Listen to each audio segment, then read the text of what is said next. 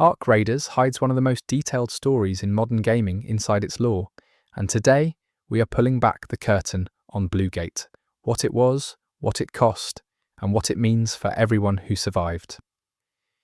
Before I move forward, I'm counting on you to support my channel by clicking that tiny subscribe button so that we can spread these amazing videos to folks like you around the world. Thank you. So here is a bit of context before we get into any of this. I put this video together over a long stretch of time, going back and forth through everything I could find in Ark Raiders, from the terminal logs and environmental details to the way locations are designed, the item descriptions, the audio fragments, and the broader story hints that Embark Studios has dropped through trailers and dev communications. The reason I chose Bluegate as the subject is simple. It is the spine of the whole story. Every faction, every major conflict, every character you encounter in the game has some kind of relationship with Bluegate. You cannot really understand Ark Raiders without understanding what Bluegate was supposed to be and what it eventually became. One specific choice I made when putting this together was to keep the Ark entities themselves in the background for most of the video. Not because they are unimportant, they are absolutely central to everything, but because the more interesting story, in my view, is the one about the humans. The decisions they made, the structures they built, the way they argued with each other and protected each other and failed each other while the machines were closing in. That is the story I wanted to tell first. The Arks are a constant presence throughout this video, but the spotlight stays on the people who were trying to survive them. Chapter 1. The world before the first Ark fell. To understand Bluegate, you first have to understand what the world looked like before anyone had ever heard of an Ark. And the world, in those final years before the fall, was not doing particularly well on its own. That is worth establishing up front because it matters for everything that comes after. The civilization that built Bluegate did not build it from a position of strength and unity. It built it from a position of fracture. And that fracture was already there, long before the first Ark ever fell from the sky. The decades leading into what the survivors now call the before had been defined by a set of problems that kept compounding. Climate shifts had reshaped agricultural zones across multiple continents. Resource competition had driven a slow but steady escalation in regional conflicts. Political systems that had held for generations were under enormous strain, and the global institutions that were supposed to manage these pressures were struggling to function at anything like the speed the problems demanded. This is not a unique description of any particular era, but the specific version of it that existed in the years before the Ark arrival had reached a tipping point that even optimistic analysts were finding hard to spin. Technology, however, had kept advancing. That is the part of the before that the Ark Raiders lore tends to suggest was genuinely remarkable. The picture that emerges from the fragments scattered across the game world is one of a civilization that had developed extraordinary tools while simultaneously failing to deploy them wisely. Renewable energy infrastructure had expanded dramatically. Communication networks had become so dense and integrated that the concept of being truly disconnected from the global information grid was essentially theoretical for most urban populations. Medical technology had extended average lifespans considerably. The productive capacity of human civilization, in pure technical terms, was at a historical peak. But the distribution of those gains was deeply uneven. The lore fragments in Ark Raiders consistently point toward a world where technological prosperity was concentrated in specific geographic corridors and among specific populations, while large portions of humanity remained structurally excluded from its benefits. This was not an accident. The economic frameworks that governed how technology was developed, owned, and deployed had evolved in ways that systematically concentrated ownership. By the time anyone was paying attention to the strange readings coming from the upper atmosphere, the majority of the planet's advanced defensive infrastructure was in the hands of a relatively small number of entities. Private corporations held as much military-grade technology as many nation-states. That imbalance would matter enormously when the Ark arrived. The space programs of the before era had reached an interesting moment. Humanity had established permanent outposts beyond Earth, and while these were not large or self-sufficient settlements by any measure, they represented a genuine commitment to expansion. The infrastructure supporting these outposts, the launch facilities, the communication relays, the logistics chains, was sophisticated and expensive. More importantly, it had generated a generation of engineers and scientists who thought about threats from space as a real category of concern, not just a theoretical one. Some of those people would eventually end up at Bluegate. What makes the pre-Ark period particularly interesting from a lore perspective is the question of what was known and when. The game's environmental storytelling suggests, at least in certain readings, that the Ark entities were not entirely undetected before their arrival. There are fragments that point toward anomalous signals in deep space observation data, readings that were flagged, filed, and then set aside because the organizations receiving them did not have frameworks for interpreting what they were seeing. The signals did not match any known natural phenomenon, but they also did not match any known artificial one. In a bureaucratic environment, under resource pressure, unusual data that cannot be categorized tends to get deprioritized. That, at least, is one possible reading of what the evidence suggests. The scientific community of the before era was, by most accounts in the lore, engaged in exactly the kind of internal arguments you would expect from a highly specialized and politically fragmented field. There were serious researchers raising concerns about certain classes of observed phenomena, and there were serious institutions dismissing those concerns as either insufficient or politically inconvenient. The funding structures that governed research in this period strongly incentivized results that supported existing theoretical frameworks. Anomalies were not career makers, they were career complications. The military and intelligence apparatus of the major powers had its own version of this problem. There is a particular cluster of terminal log fragments in Ark Raiders that points toward what appears to be an internal review process at some kind of joint defense organization in the years before the arrival, examining a series of unexplained atmospheric events. These events were logged, studied, and eventually attributed to either natural causes or classified technology from rival powers. The review process concluded that no further action was warranted.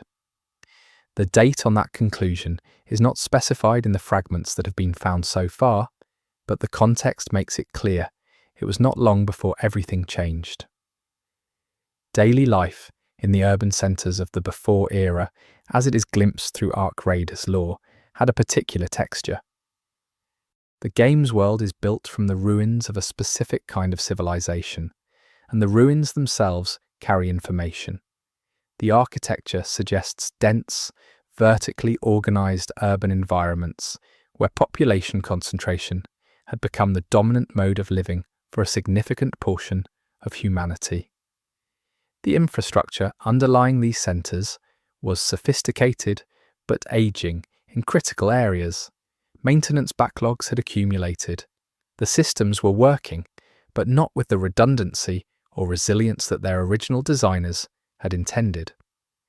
One of the things the Ark Raiders lore consistently suggests is that the vulnerability of human civilization to a sudden catastrophic disruption was far higher than most people living in it understood. The supply chains sustaining those dense urban environments were long and complex and highly optimized for cost efficiency, not for resilience. The communication infrastructure had critical nodes. The power grid had dependencies. The food production systems that fed major population centers had become so specialized and geographically distributed that any significant disruption to transport logistics would produce food scarcity within weeks in the most dependent areas. None of this was secret. the analyses existed, but systemic risk when spread across enough organizations and jurisdictions becomes nobody's specific problem. Agricultural technology had changed dramatically in the decades preceding the Ark arrival.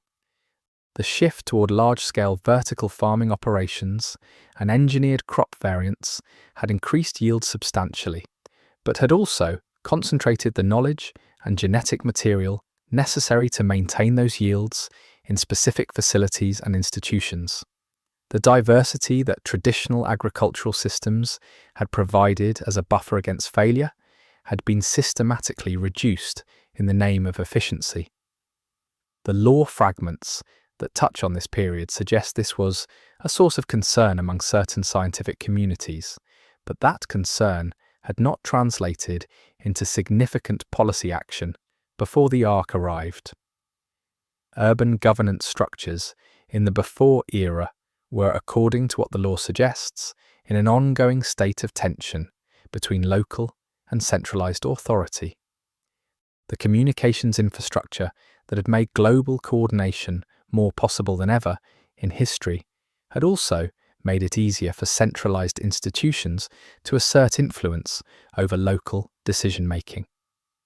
The resulting friction had produced a political landscape where the formal structures of governance often operated quite differently from the informal networks through which actual decisions got made. This matters because when the Ark arrived, the question of who was actually in charge, who could actually mobilize resources and give orders that would be followed, was not as clear as the official command structures made it look. The people who would eventually build Bluegate were, in many cases, already aware that something was coming. Not necessarily the Ark specifically, but something. There is a consistent thread in the law pointing toward communities of researchers, engineers, defense analysts, and others who had been thinking seriously about civilizational risk for years and who had concluded that the existing systems were not adequate. These people had, in many cases, been trying to get their concerns taken seriously within official channels and had encountered the full range of institutional resistance that those channels could generate. Some of them had given up on official channels entirely and were pursuing parallel efforts through private or community-based organizations.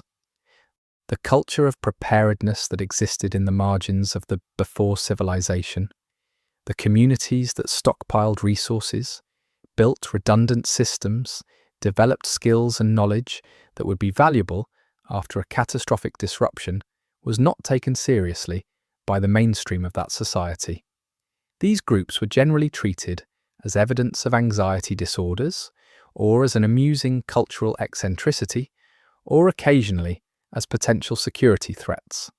The law suggests some of these communities survived the Ark arrival better than others, and that their knowledge and infrastructure became important in the early aftermath, though not always in the ways they had planned for. Technology corporations in the before era had accumulated resources and capabilities that, in several key areas, exceeded those of nation-state governments. The law fragments do not name specific entities, but the picture they paint is consistent. There were organizations in this period with private space launch capability, with proprietary defense technology, with communication infrastructure that was more resilient and comprehensive than state-owned systems, and with scientific research programs that operated largely outside public oversight. The relationship between these entities and the state governments that ostensibly had authority over them was complex and negotiated rather than clearly hierarchical. The intelligence services of the major powers were engaged, in the final years before the Ark arrival, in an elaborate competition for information about each other's capabilities and intentions. This competition consumed enormous resources and institutional attention. The monitoring systems these services operated were primarily oriented toward human origin threats. The data sets they generated were enormous, and the analytical capacity devoted to processing them was significant. What the law fragments suggest, in one reading, is that this apparatus was not well positioned to recognize or prioritize signals that did not fit the threat templates it had been built to look for. Transportation infrastructure had reached an interesting point of development in the before era. Ground-based freight had been substantially automated. Air freight had expanded considerably. The orbital infrastructure supporting the space outposts included logistics systems that were, by the standards of the era, impressive. The port facilities, distribution hubs, and logistics management systems that kept the supply chains running were collectively one of the most complex engineered systems humanity had ever built. They were also concentrated in ways that made certain bottlenecks catastrophically significant. A disruption to a handful of key nodes could cascade into system-wide failure within days.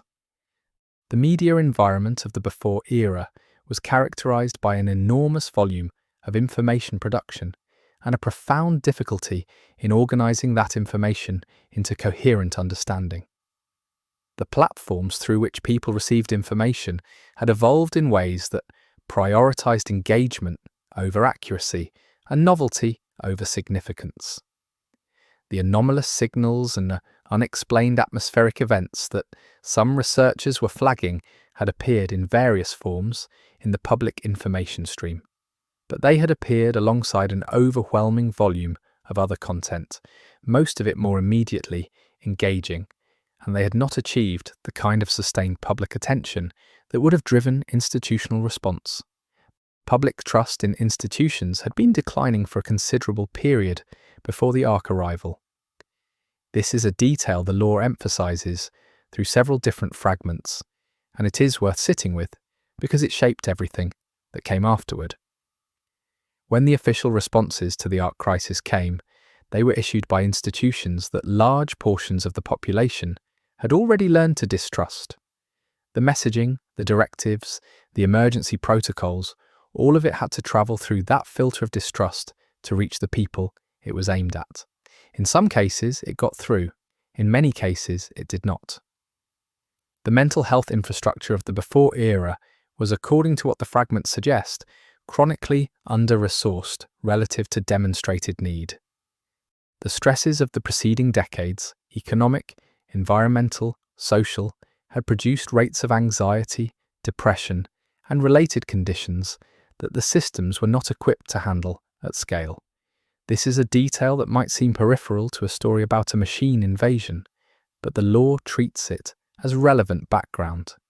A population under significant chronic stress responds differently to crisis than a population that has had its needs met. The Ark arrival did not hit a society in equilibrium. It hit a society that was already stretched. There were genuine bright spots in the before era, and the lore does not ignore them. Community networks that had formed around specific needs, mutual aid organizations, open source technology development communities, decentralized knowledge preservation projects. These were real and active and producing genuine value. The human capacity for cooperation and problem solving was demonstrably present. It was just not being channeled effectively at the institutional scale where the big decisions got made. This tension between demonstrated human potential and institutional failure to harness it runs through the entire Ark Raiders narrative. It is still visible in the ruins.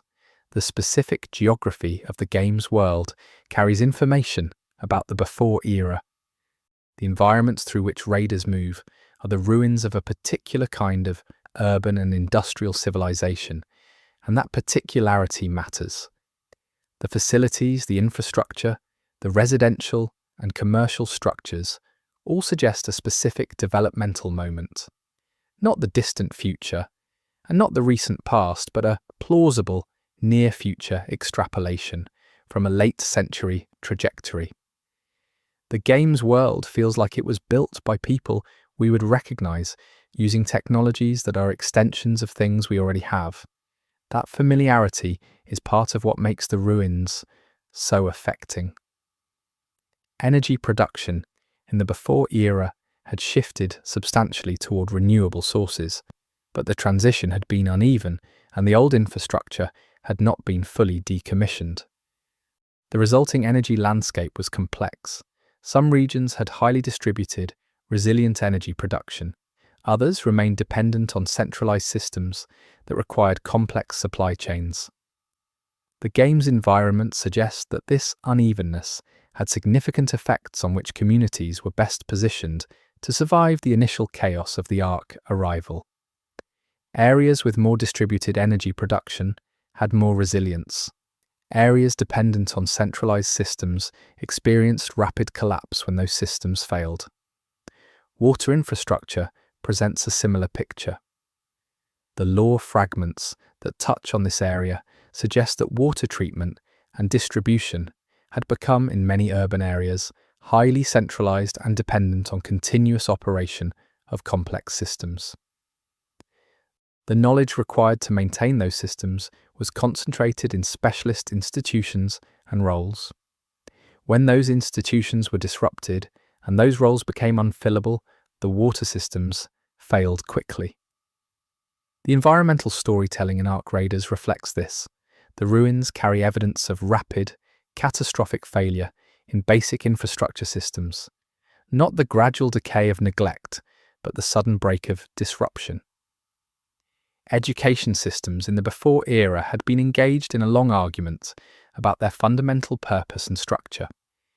The tension between broad humanistic formation and narrow vocational preparation had never been resolved, and the systems that emerged from decades of policy debate were, in many regions, confused hybrids that served neither goal particularly well.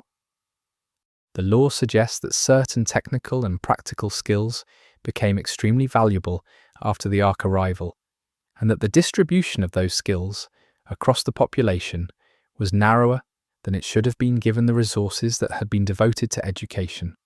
The people who knew how to fix things, grow things, and build things from available materials were not as numerous as the situation required.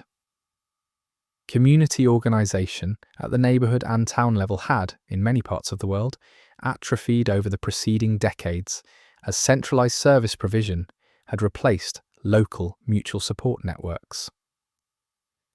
The lore fragments that touch on the early aftermath period suggest that the communities that recovered fastest were those where local social fabric had remained strong, where people knew their neighbours, where there were existing relationships and informal authority structures that could activate in a crisis. These were not always the most technologically sophisticated communities. Sometimes they were the opposite. The pharmaceutical and medical supply chain was, by the before era, one of the longest and most complex in existence. The production of many essential medicines required specific raw materials, specific manufacturing processes, and specific distribution systems, all of which operated globally. The concentration of pharmaceutical manufacturing in specific geographic zones had been flagged as a systemic vulnerability for years. The lore suggests this was one of the fastest systems to fail after the Ark arrival, and that the resulting shortages of essential medications were among the most immediately deadly consequences of the disruption. Financial systems in the before era had become, through decades of technological development, extraordinarily complex and deeply interconnected. The lore does not dwell on economics in any detailed way, but the fragments that touch on the period immediately before and after the Ark arrival suggest that the financial system collapse was both rapid and comprehensive. The digital infrastructure on which it depended was disrupted. The physical infrastructure on which the digital systems depended was damaged. The institutional trust on which the physical infrastructure depended evaporated. The sequence happened faster than most observers had modelled as possible, even in their pessimistic scenarios. Political leadership in the major powers during the final years before the Ark arrival was, by most indicators visible in the lore, struggling. The problems were large, the tools were insufficient, and the incentive structures within democratic systems did not reward the kind of long-term thinking that the situation required. Leaders who raised difficult truths about systemic vulnerabilities tended not to succeed politically. Leaders who offered simpler narratives and more immediate satisfactions tended to do better. This dynamic had selected over time for a political class that was not particularly well equipped to handle a genuine civilizational crisis. The scientific community's relationship with political institutions had become adversarial in many regions and on many subjects. The culture conflicts of the preceding decades had included, prominently, disputes over the status of scientific expertise and evidence-based reasoning. These conflicts had real effects on the capacity of governments to make good decisions under uncertainty. When the anomalous signals started appearing in the data and the early reports from the atmospheric observation systems started accumulating, the institutions that should have processed this information and produced coherent responses were operating in an environment where their credibility was contested. Religious and spiritual communities played a complex role in the before era, as they always have. The law touches on this without dwelling on it, but the fragments that mention community response to the early days of the Ark arrival suggest that religious institutions were significant organizing nodes for survivors in many areas. They had physical infrastructure, established social networks, and frameworks for providing meaning and solidarity in crisis that secular institutions often lacked. This would continue to be a factor in the survivor communities that eventually formed around Bluegate. The generation that would actually build Bluegate and make the critical decisions of the Ark War had grown up in the complicated world described above. They had come of age in conditions of relative technological abundance and relative institutional failure. Many of them had developed, in response, a specific combination of practical capability and institutional skepticism. They knew how to use sophisticated tools. They were not sure they trusted the organizations that owned those tools. This combination of qualities would be both an asset and a problem in what was coming. Environmental monitoring systems in the before era had become quite sophisticated. The network of sensors, satellites, and observation stations tracking atmospheric conditions, geophysical activity, and space weather was one of the more impressive collective achievements of the era. But the data those systems generated was processed by institutions that had specific mandates and specific threat models. The signals that did not fit the expected patterns were, in many cases, appropriately logged and then effectively buried under the volume of data that did fit. The humans running these systems were not incompetent. They were overwhelmed and framework constrained. The arts and culture of the before era are present in the ruins that raiders now explore. There is something specific about the cultural artifacts that the games world preserves. The kinds of music, the kinds of stories, the kinds of entertainment that people were producing and consuming in their last normal years. The law does not moralize about this, which is the right call. It just presents it as part of the texture of the world that was lost. The things people chose to spend their attention on tell you something about the pressures they were managing and the things they needed to process. Military organizations in the before era were large, complex, expensive, and optimized for specific kinds of conflicts. They had developed extensive doctrine, training, and equipment for conventional state-on-state warfare, for insurgency and counterinsurgency, for certain kinds of infrastructure protection. They had thought carefully about the electromagnetic threat environment, about cyber warfare, about information operations. They had, in some cases, developed contingency plans for scenarios that might follow a major civilizational disruption. But they had not seriously planned for a continuous assault by an autonomous, self-replicating, extraterrestrial mechanical force that did not negotiate, did not occupy, and did not appear to have fixed objectives in the conventional military sense. Disaster response planning in the before era had reached a reasonably sophisticated level in the most developed regions.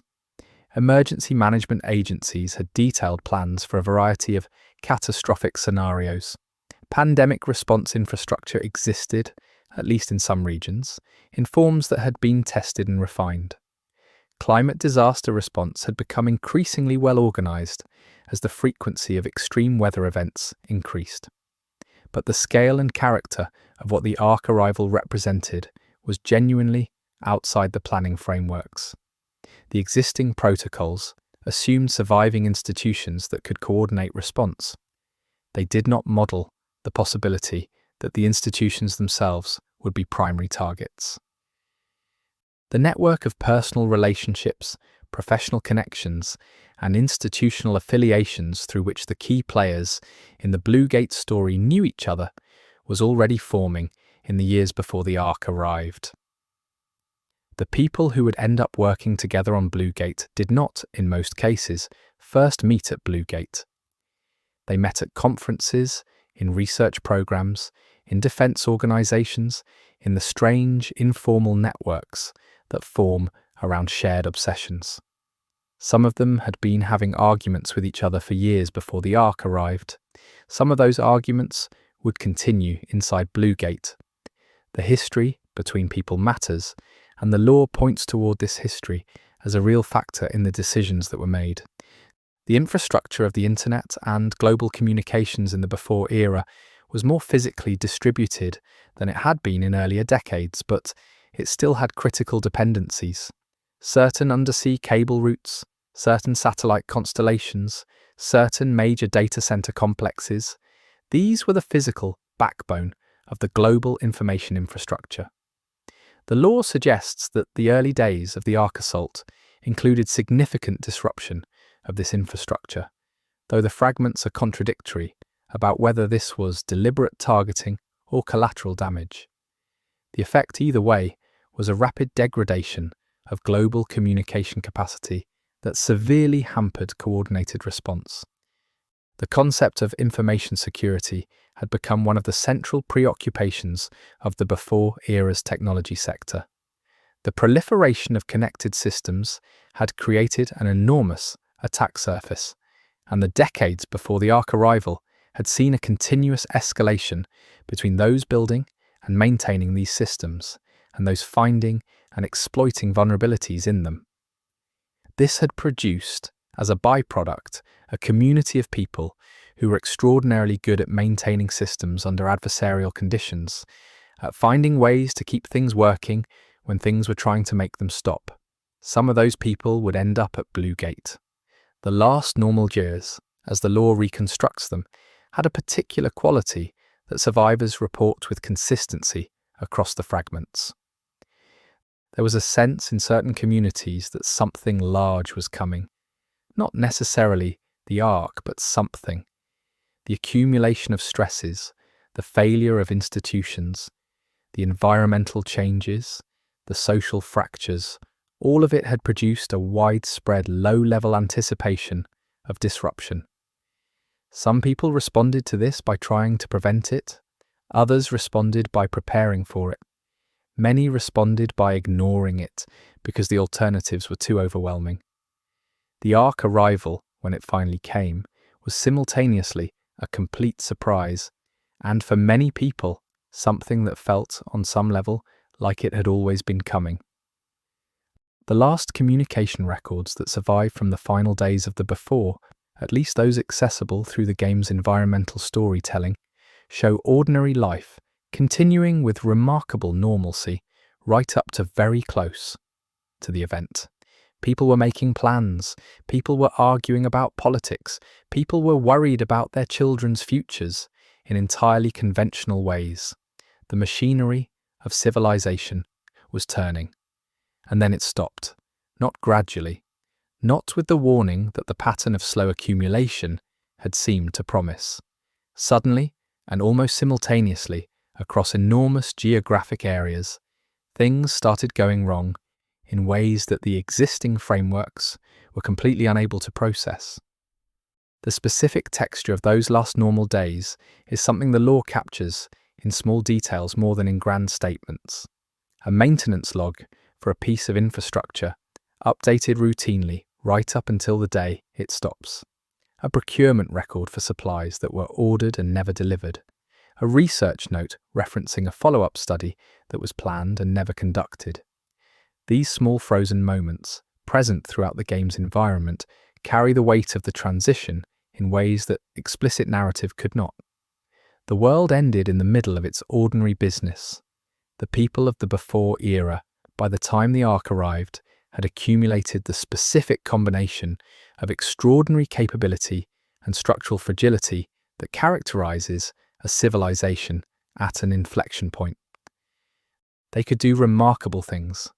They had done remarkable things, but the architecture of how they organized themselves to do those things had developed vulnerabilities that the accumulated pressures of the preceding decades had exposed, and that the arc arrival would exploit absolutely. Understanding this is not about assigning blame. It is about understanding what Bluegate was built against, which is the only way to understand what Bluegate was trying to do. What the before era ultimately tells you about Bluegate is this: Bluegate was not an anomaly. It was an expression of a specific capacity that had been present in human civilization all along. The capacity to recognize a crisis and try to do something adequate to it. The tragedy of the before era, if there is a single tragedy at its center, is not that this capacity was absent. It is that it was not directed at the right targets, at the right time, with the right urgency. Bluegate was what happened when that capacity was finally directed correctly, under conditions where the consequences of getting it wrong were immediate and existential. The before era made Bluegate possible. It also made Bluegate necessary. The ruins through which raiders move are the physical evidence of everything this chapter describes. Every collapsed building, every failed infrastructure system, every interrupted project and abandoned plan is testimony to the before era's specific combination of achievement and vulnerability.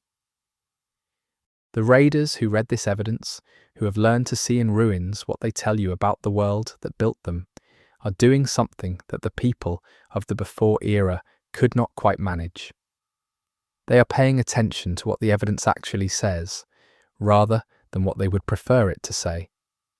That capacity, painful as it is one of the things Bluegate was explicitly trying to cultivate.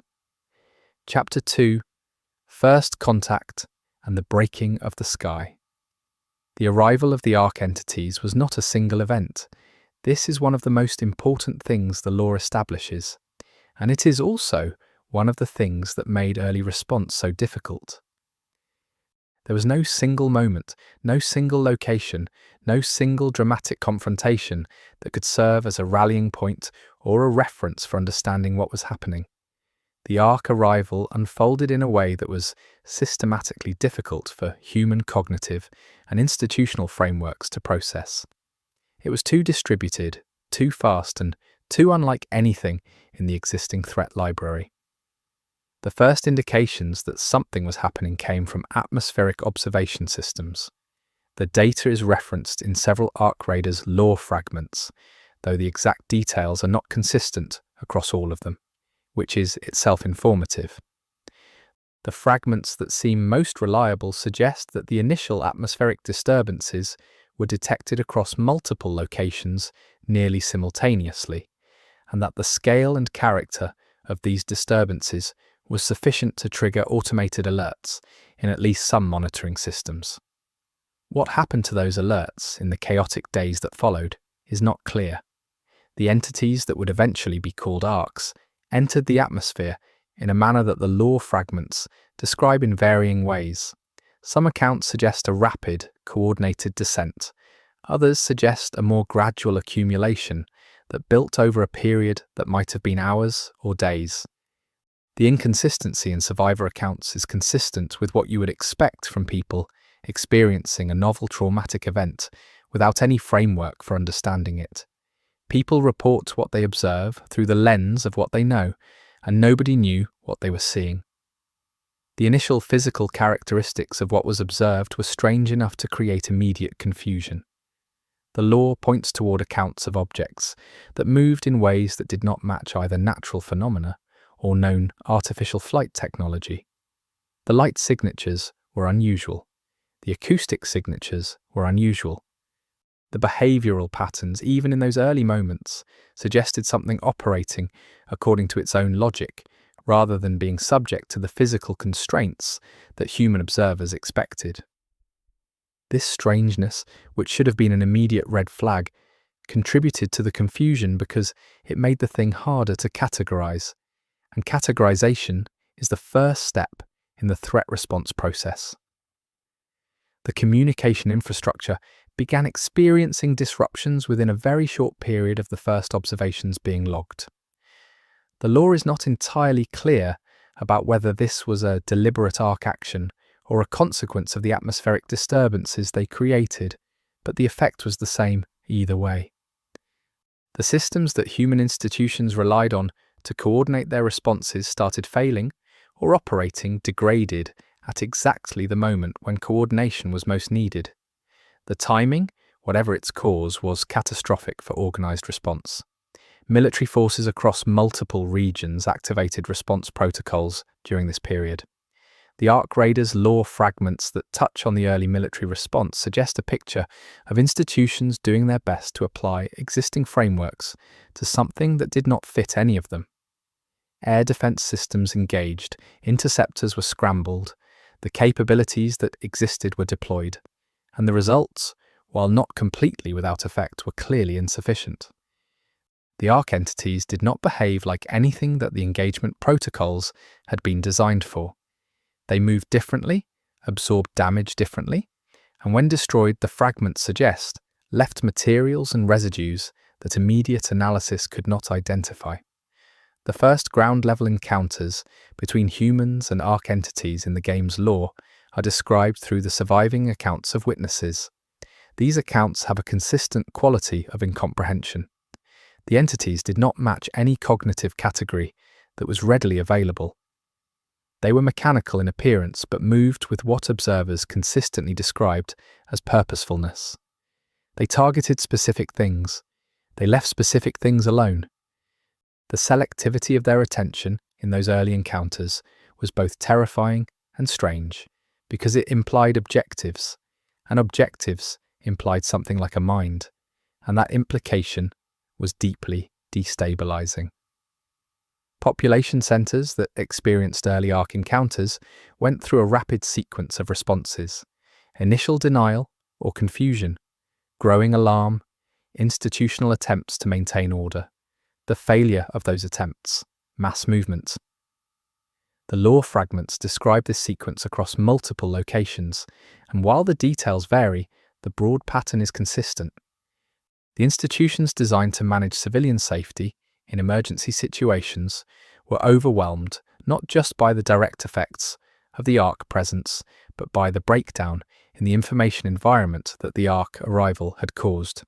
People were making decisions without access to reliable information about what was happening, which produced the full range of responses that humans produce under those conditions. Infrastructure damage in the early phase of the Ark arrival was extensive and rapidly escalating. The lore is fairly detailed about the character of the damage because the ruins through which raiders now move are its legacy. Power generation and distribution was hit hard. Transportation infrastructure experienced disruptions that quickly cascaded through supply chains. Water treatment systems failed in areas where their operation depended on electrical power or continuous maintenance. The physical infrastructure that sustained dense urban populations was not resilient to the kind of rapid, distributed disruption that the Ark entities caused, and the consequences of that fragility became apparent within days. The response of national governments during the initial phase varied enormously. The lore suggests a spectrum from relatively organized emergency mobilization to essentially complete institutional breakdown, depending on the specifics of each government situation. What the fragments do not show is any example of a government whose response was genuinely adequate to the situation. the scale and character of the Ark arrival exceeded the planning assumptions that had informed emergency preparedness in every case. The plans that existed were useful for some things and useless for others, and distinguishing quickly between the two was itself a significant challenge. Communication between governmental entities during this period was severely degraded. The law fragments that touch on the early coordination attempts suggest a picture of institutions trying to operate through broken channels, with intermittent connectivity, with leadership in some cases unable to reach subordinate units, and in other cases unable to reach peer institutions. The decision-making that happened in this environment was, inevitably, more local and improvised than official planning had envisioned. The people who adapted best to this were the ones who were used to operating with autonomy and who had the skills and judgment to make good decisions without institutional support. Scientific and technical communities during this early phase were dealing with a specific challenge. The Ark entities were generating empirical data that did not fit any existing theoretical framework.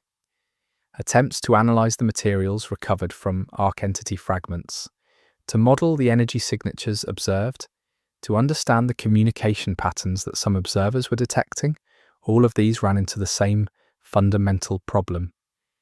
The things did not behave like anything for which theory had been developed. Theoretical frameworks are built from observations, and the observations available were neither sufficient nor well organized enough to support coherent theory building in the time available. The first period after the initial Ark arrival saw the emergence of what might be called informal expertise. People who had relevant knowledge in areas that suddenly became extremely relevant: material science, electromagnetic systems, atmospheric physics, autonomous systems behavior, found themselves sought out in ways that cut across normal institutional hierarchies. The law points towards several of these figures as important in the early response period, people whose knowledge was suddenly extremely valuable and who found themselves in positions of influence that their formal rank or position would not have predicted. Some of these people eventually ended up at Bluegate. Survivor communities began forming within the first weeks. The law traces the beginnings of several major survivor groups back to this early period, to specific decisions made by specific people in specific circumstances. The common thread in the founding stories of these groups is a combination of available resources, relevant knowledge, physical geography, and leadership. The places where early survivor communities formed successfully tended to be places with either natural defensive characteristics or pre-existing infrastructure that could be repurposed, where there were people with the knowledge to maintain and extend that infrastructure, and where someone emerged to provide organizational coherence. The law suggests that the Ark entity's behavior in this early period, while devastating, was not systematically directed at eliminating human population as an immediate priority. What the fragments collectively suggest is more consistent with a pattern of eliminating specific categories of infrastructure and capability: power generation, communication nodes, military capability. The selectivity of this pattern, if that is what it was, implies objectives and implies a level of situational awareness that is deeply alarming. An entity that knows which human capabilities to neutralize first is an entity that has studied human vulnerability.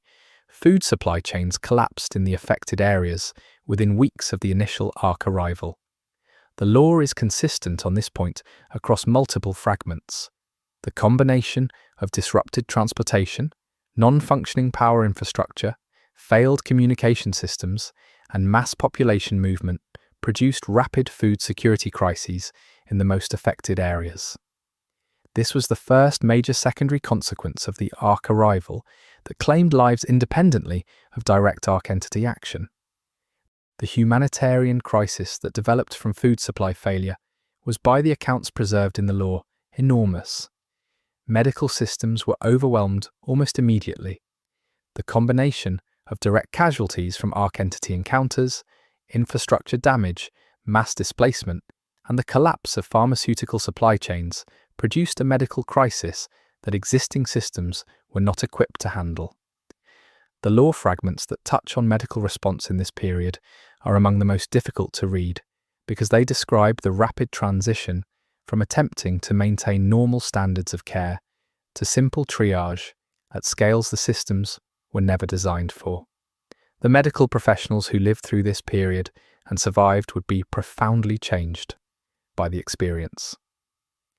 The first human Ark military engagements that produced useful information about Ark entity vulnerabilities happened during this early period. The lore references several of these, not by name or specific location, but by their outcomes. The fragments suggest that Ark entities had specific vulnerabilities that were not immediately obvious and that required sustained engagement and careful observation to identify. The people who conducted these early analyses under combat conditions, many of whom did not survive the process, generated knowledge that would later become foundational to the survival strategies that Bluegate was built around. Climate and weather patterns began to be affected by the Ark arrival within months. The precise mechanisms are not clearly established in the lore, but the fragments consistently reference atmospheric changes that appear to correlate with Ark activity patterns. Whether this was an intentional Ark action, a byproduct of their operations, or some more complex interaction with existing environmental systems is something the game does not definitively resolve. One possible reading is that the Ark entities were not particularly concerned with the atmospheric effects of their activity because the effects on human survival were not their primary metric for success. The psychological effects on survivors in the early period were profound and are documented in the lore in ways that feel specific and observed rather than schematic. The combination of sudden radical disruption of every stabilizing structure, physical safety, social connection, access to information, confidence in institutional response, produced collective trauma at a scale that is genuinely difficult to process. The survivor accounts that the lore preserves from this period consistently emphasize the difficulty of maintaining orientation, of continuing to act purposefully, when the context that gave purpose its meaning had been so rapidly dismantled. Areas that had more resilient local community structures, more distributed resource systems, more available local expertise, did substantially better in the early period than those that had been more dependent on centralized systems. This observation appears in several different lore fragments and points toward a consistent conclusion. The before civilization's emphasis on efficiency through centralization and specialization had created vulnerabilities that the Ark arrival exploited, whether deliberately or incidentally. The communities that survived best were those that had retained or rebuilt local competencies, communication technologies that did not depend on the disrupted infrastructure became enormously valuable. The lore references the rapid increase in the use of radio communication, short-range mesh networks, and other low-infrastructure communication methods as survivors tried to maintain coordination and awareness. People with skills in these areas, amateur radio operators, network engineers who knew how to build from components, people with military communication training, found themselves performing critical social functions in communities where they had previously been hobbyists or mid-level professionals. The Ark entities' behavior patterns in the early period suggest, in one reading, a systematic rather than opportunistic approach to their activity. The pattern of infrastructure targeting, the apparent selectivity in their engagement with human populations, the consistency of their behavior across widely separated geographic areas, all of these suggest coordination. Whether that coordination was real-time, or whether it reflected a common program directive, or whether it was something else entirely, is a question the lore deliberately leaves open.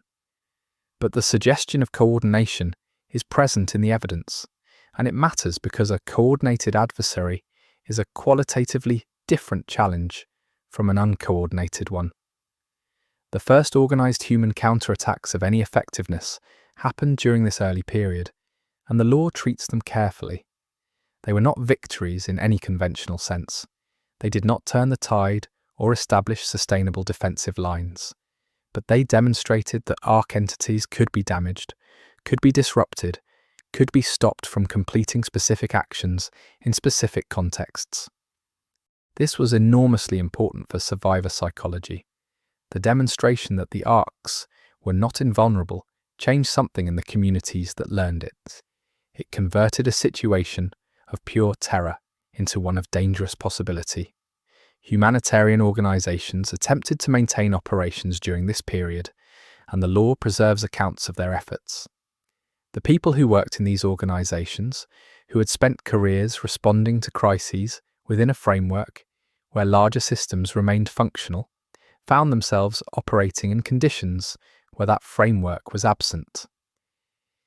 The adaptations they made, the improvised logistics, the informal coordination, the prioritization under conditions of radical resource scarcity, produced a body of practical knowledge that would feed into the later development of the survivor community networks that supported Bluegate.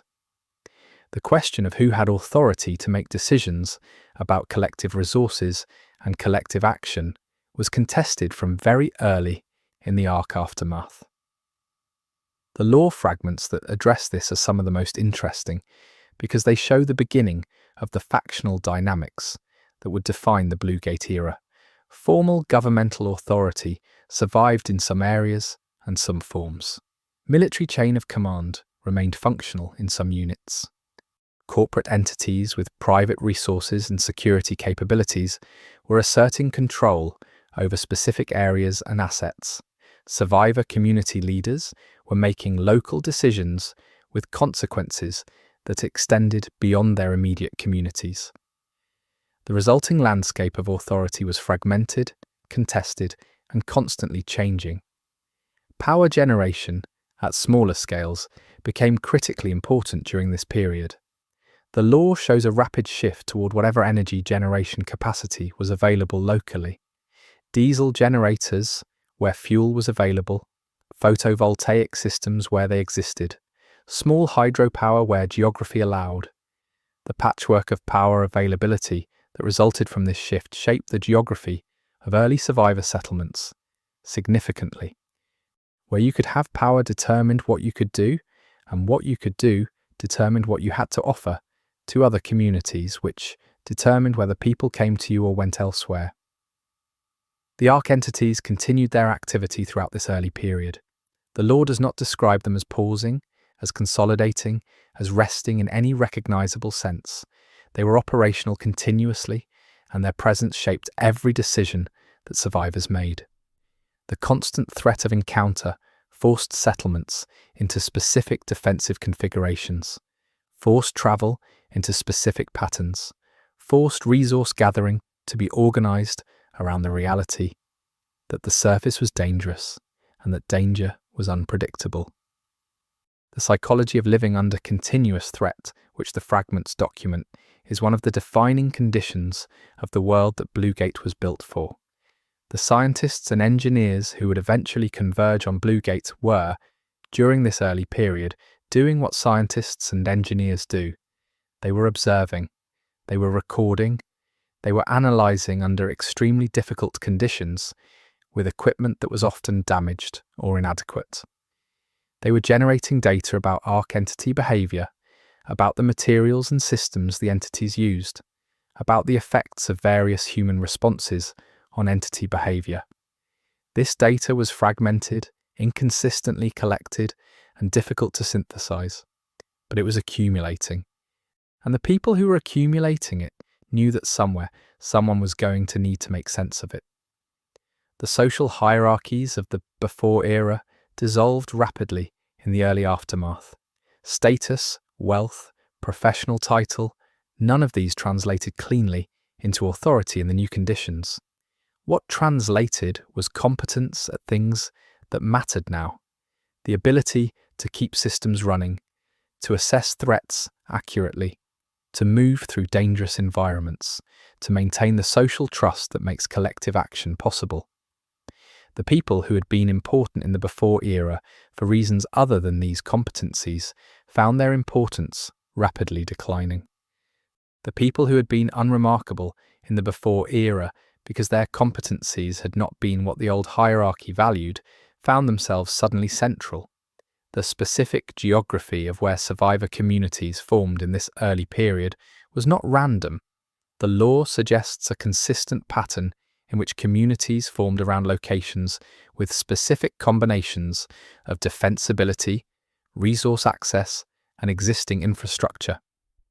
Former industrial facilities with their own power generation, underground installations with inherent protection from arc entity attention, remote communities with distributed resource systems, military installations with defensive capability. Each of these location types appears in the law as a node of early survivor organization, and each shaped its community differently based on the specific characteristics of the place. Children in the early aftermath period are a thread the law handles with care. The decisions adults made in the first weeks and months about where to go, about what to prioritize, about what risks to take, were made under conditions of extreme uncertainty with consequences that extended to every child in their community. The law preserves, in fragments, accounts that touch on the specific difficulty of making those decisions under those conditions, of trying to protect children in circumstances where protection could not be guaranteed and where the future being protected for was genuinely unknowable. The early period established patterns and precedents that would persist throughout the Bluegate era. The informal authority structures that formed when formal ones failed. The specific communities of practice that emerged around critical skills. The relationships of trust and distrust between specific groups. The particular ways that information was or was not shared between communities with competing interests. None of these patterns were inevitable. They were the products of specific decisions made by specific people in specific circumstances. But once established, they proved remarkably durable. The world that Bluegate was built into was already, in its fundamental character, the world that the early aftermath period had created. The question of what the arc entities ultimately wanted, visible in their behavior from the very first encounters, was one that every survivor community was trying to answer. The answers that emerged varied, based on what each community had observed and on what their existing frameworks led them to expect.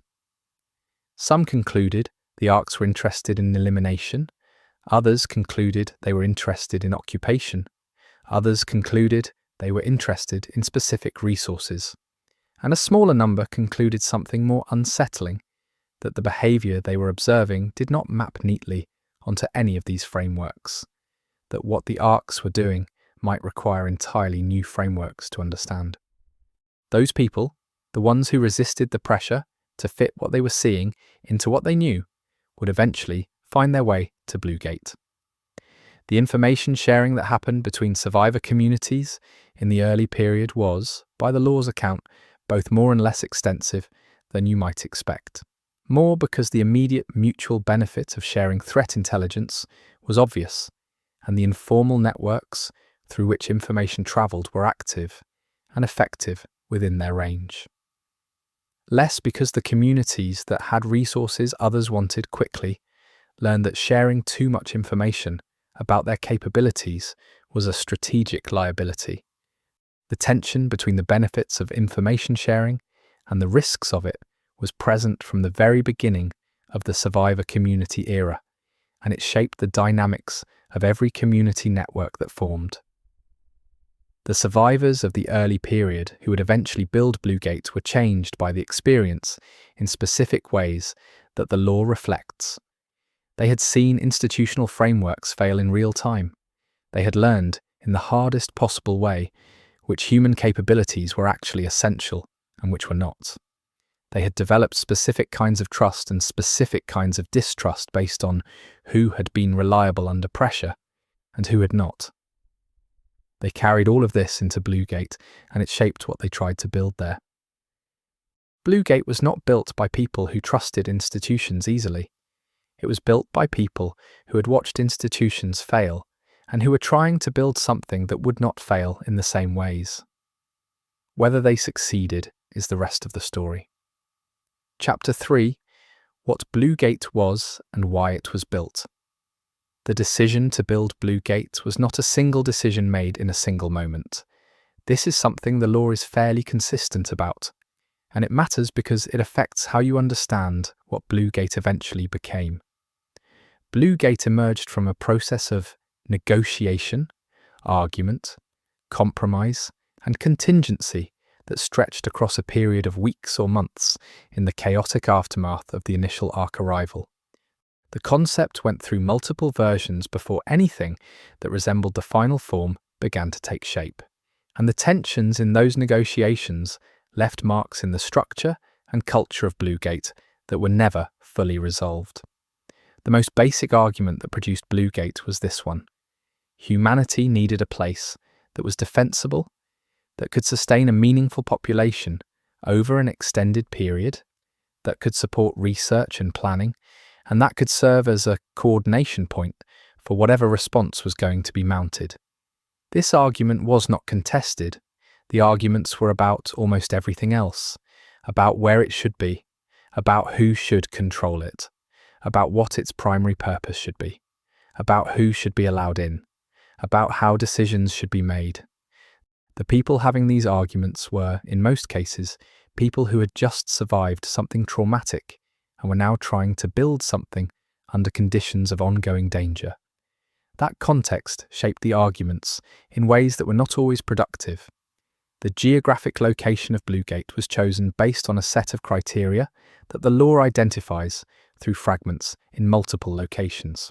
Defensibility against Ark entity approach patterns was primary.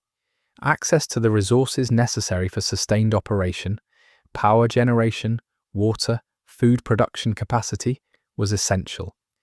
The existing infrastructure at the location had to be adaptable to the purposes being planned for, and the location had to be accessible enough that the people and resources needed to make it function could actually reach it, given the conditions that existed on the surface at the time.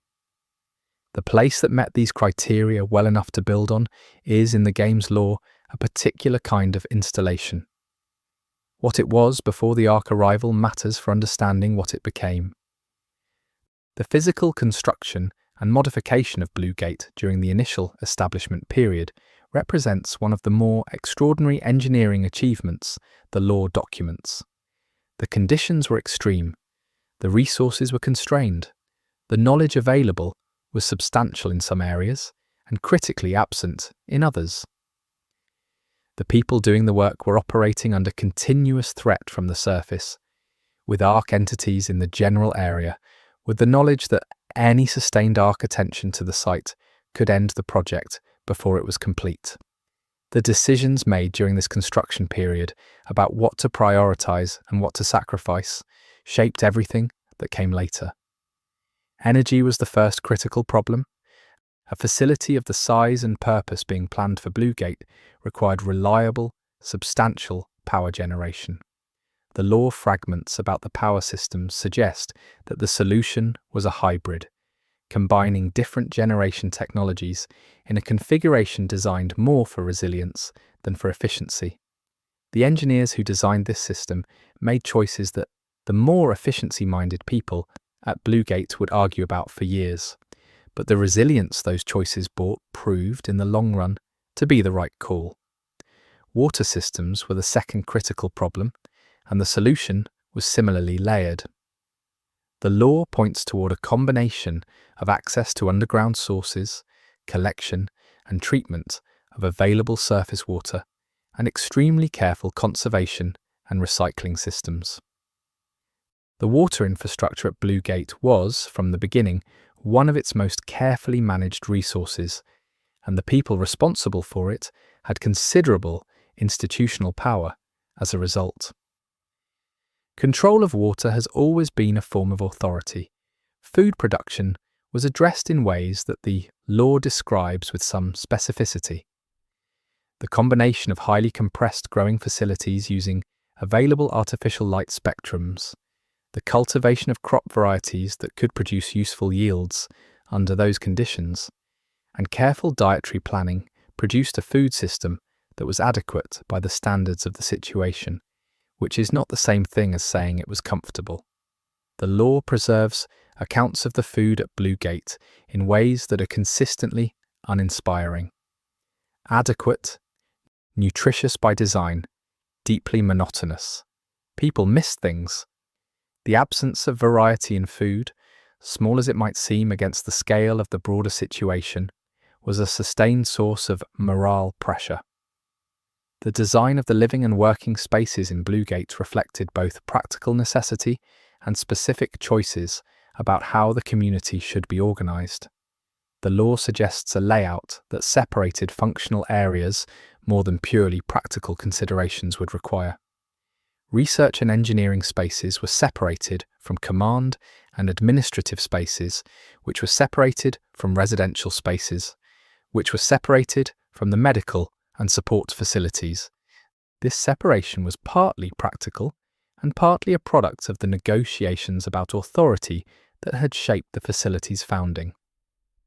Different groups at Bluegate maintained different territorial claims, and the physical layout reflected that. Communication systems both within Bluegate and connecting it to the outside were from the beginning a subject of intense attention. The internal communication systems were designed with heavy redundancy and multiple fail-safes.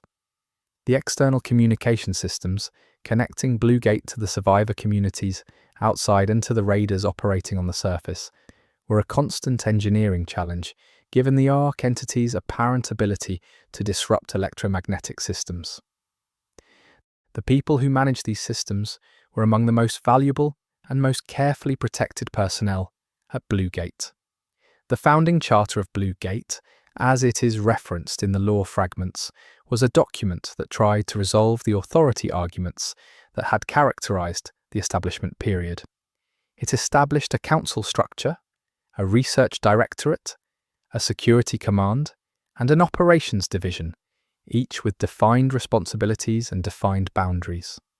The law suggests that this structure worked tolerably well in the early period and increasingly poorly as time went on and the pressures inside Bluegate compounded. The charter became something that different factions cited selectively to support their positions, which is what happens to founding documents when the community they govern stops agreeing on fundamentals. Security at Bluegate was organised around a central concern that the law documents carefully.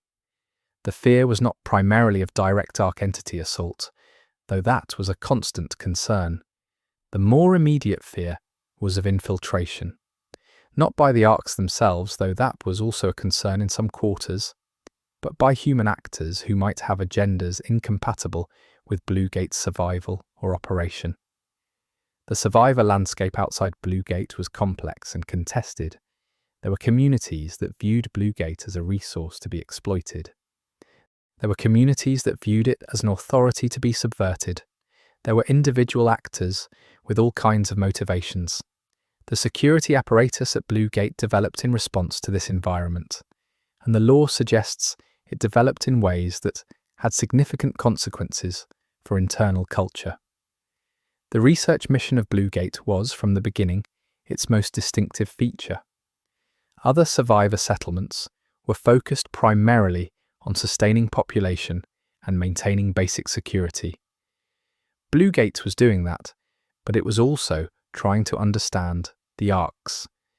The research program brought together people from a range of disciplines, people who in the before would never have worked together, and asked them to develop, collectively, a coherent understanding of an entity that defied every existing framework.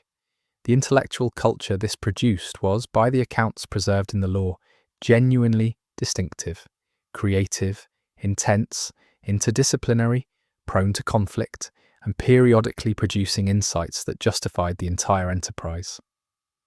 The initial research program, at Bluegate had several major branches. Physical analysis of arc entity materials and components was one. Behavioral pattern analysis was another. Communication analysis, an attempt to understand whether the entities were communicating and what the character of that communication was a third. Energy systems analysis focused on understanding how the arcs powered themselves and transmitted power was a fourth. Each of these branches developed its own methodology, its own internal culture, and its own leadership. The relationships between branches, collaborative in some cases and competitive in others, shaped what Bluegate knew and what it did not. The Raiders, as a role, emerged from practical necessity in the early period of Bluegate's operation. The facility required resources from the surface. Knowledge of arc entity movements and patterns was essential for security planning. The people who performed these functions, going out into the dangerous surface environment and returning, were performing a service that Bluegate could not function without. The formalization of this role, the development of protocols and equipment and training, happened gradually, but the law suggests the basic job existed almost from the moment Bluegate became operational. The first Raiders were not specially recruited or specially trained in any systematic way. They were the people who were already doing it, who had already demonstrated the combination of capability, judgment, and willingness that the role required. Some of them came from military backgrounds, others came from the kind of outdoor and wilderness communities that had been marginalized in the before era, but whose skills were suddenly extremely relevant. Others were simply people who had survived the early arc aftermath by moving through the surface environment and had developed, through experience, the kind of situational awareness and physical capability the job required. The culture of the Raider community at Bluegate was, from early on, distinct from the culture of the rest of the facility. The law suggests this was not entirely intentional. It was a product of the specific selection pressures that defined who did the job and what the job did to people. Raiders spent significant time in conditions of high danger and high autonomy. They were required to make complex decisions quickly, without institutional support, under conditions where mistakes were typically fatal. The culture they developed was practical, direct, skeptical of abstraction, and organized around competence rather than rank. These qualities were not always compatible with the institutional culture of the rest of Bluegate. The relationship between Bluegate's command structure and the Raider community was, from early on, one of the more interesting tensions in the law. Command needed Raiders. Raiders needed command, or at least needed Bluegate's resources and support. But the relationship was not comfortable. The Raiders' operational autonomy created institutional friction. Their access to the outside world gave them knowledge and perspective that the command structure did not always control. Their willingness to make independent judgments in the field was an asset operationally and a complication institutionally. The medical community at Bluegate developed a body of knowledge that was, by necessity, as unusual as everything else about the place. The combination of arc-related injuries, the long-term effects of sustained stress on the population, the challenges of maintaining health in a closed environment with constrained resources, and the specific medical problems associated with Raider operations produced a medical practice that had no precedent. The people doing this work were innovating continuously under conditions of resource scarcity and emotional difficulty, and the law treats their work with considerable respect. Children at Bluegate represent a detail that the law handles with care. A population under extreme threat that intends to persist must produce children. Bluegate was aware of this from early on, and the facility's planning included provision for it. But the conditions in which children were being raised at Bluegate were not the conditions that anyone would choose, and the generation born inside Bluegate, or brought there very young, was growing up with a profoundly different set of formative experiences than any previous generation.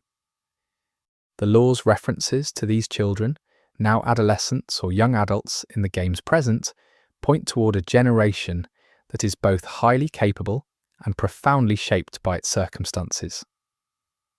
The governance of Bluegate evolved over time, and the lore traces this evolution through fragments that show the council structure being tested and modified by specific crises. The initial charter, as noted, was not adequate to every situation the community faced. The processes of modification, the arguments about authority and responsibility that accompanied each significant change, left the governance system in a state that was functional but never entirely stable. Different factions within Bluegate consistently had different preferences for how authority should be organized and how decisions should be made, and those differences were never fully resolved. Resource allocation was one of the most consistent sources of internal conflict at Bluegate. The community never had enough of everything. Every decision about how to allocate scarce resources between different functions was a decision that affected different groups differently, and those groups had representatives in the governance structure who argued their cases. The law suggests that the allocation process was, over time, subject to political pressures that sometimes moved it away from optimal outcomes. Resources did not always go where they would do the most good. They sometimes went where the most influential voices said they should go. This is a recognizable pattern in human institutions under resource pressure, and Bluegate was not exempt from it. The morale management function at Bluegate was, by the accounts in the law, one of the most important and least formally recognized aspects of its operation. The community was living under sustained existential threat, in constrained conditions, separated from most of what had given their previous lives meaning. The psychological pressures this created were real and significant. The people who managed morale through the organization of community activities, the maintenance of social rituals, the provision of meaningful narrative about what Bluegate was doing and why it mattered, were performing an essential function. The law suggests they did it with mixed results, which is about what you would expect. Art and expression within Bluegate are documented in the fragments through references to things the community created. Music in particular appears repeatedly. The law points toward a musical culture at Bluegate that was, by the accounts that survive, genuinely interesting, combining influences from the diverse backgrounds of the community in ways that produce something distinctive. Other forms of expression, written, visual, whatever media were available, are also referenced. The creative output of a community under existential pressure tends to be intense and specific in ways that are different from the output of a comfortable one, and the Bluegate law reflects this. The children's education program at Bluegate was the subject of sustained debate within the community. What should children be learning, given where they were and what the world looked like? The arguments ranged across practical skill training, historical and cultural knowledge, scientific and technical education, and the more fraught question of how to talk to children about the arch entities and the war that was being fought. The law suggests that different factions within Bluegate had strong views on this, and that the education system that emerged was a compromise that satisfied nobody completely, but offended nobody fatally. The relationship between Bluegate and the survivor communities outside it was complicated from the beginning. Bluegate needed these communities for resources, for personnel, for intelligence about the surface environment and arc movements. The communities outside needed Bluegate for the protection its organization and capability provided, for the technical knowledge it could supply, for the medical support it could offer. But the relationship was not equal, and it was not always trust-based. The law preserves accounts of negotiations, of disputes, of communities that felt Bluegate had treated them as resources rather than partners. These feelings had consequences, the factional dynamics within Bluegate that the law documents most consistently are not primarily ideological in character. They are organizational and practical. Different groups within Bluegate had different assessments of what the most important priorities were, what the most significant threats were, and how resources should be allocated in response.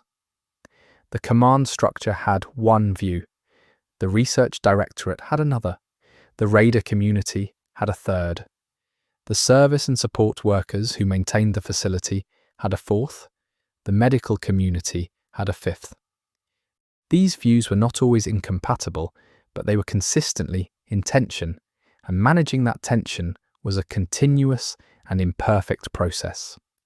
The external threats to Bluegate were, throughout its operational period, significant and varied. The Ark entities were the obvious and constant concern. But there were also human threats, other survivor groups that saw Bluegate as a target, as a resource, as an obstacle. The security apparatus developed in response to this landscape was designed to address both categories of threat, and the law suggests it was reasonably effective at both. But the resources devoted to security were resources not devoted to research or production or support, and the opportunity cost of the security function was a real factor in Bluegate's resource debates. The specific technologies developed at Bluegate for raider operations represent one of the more detailed areas of law.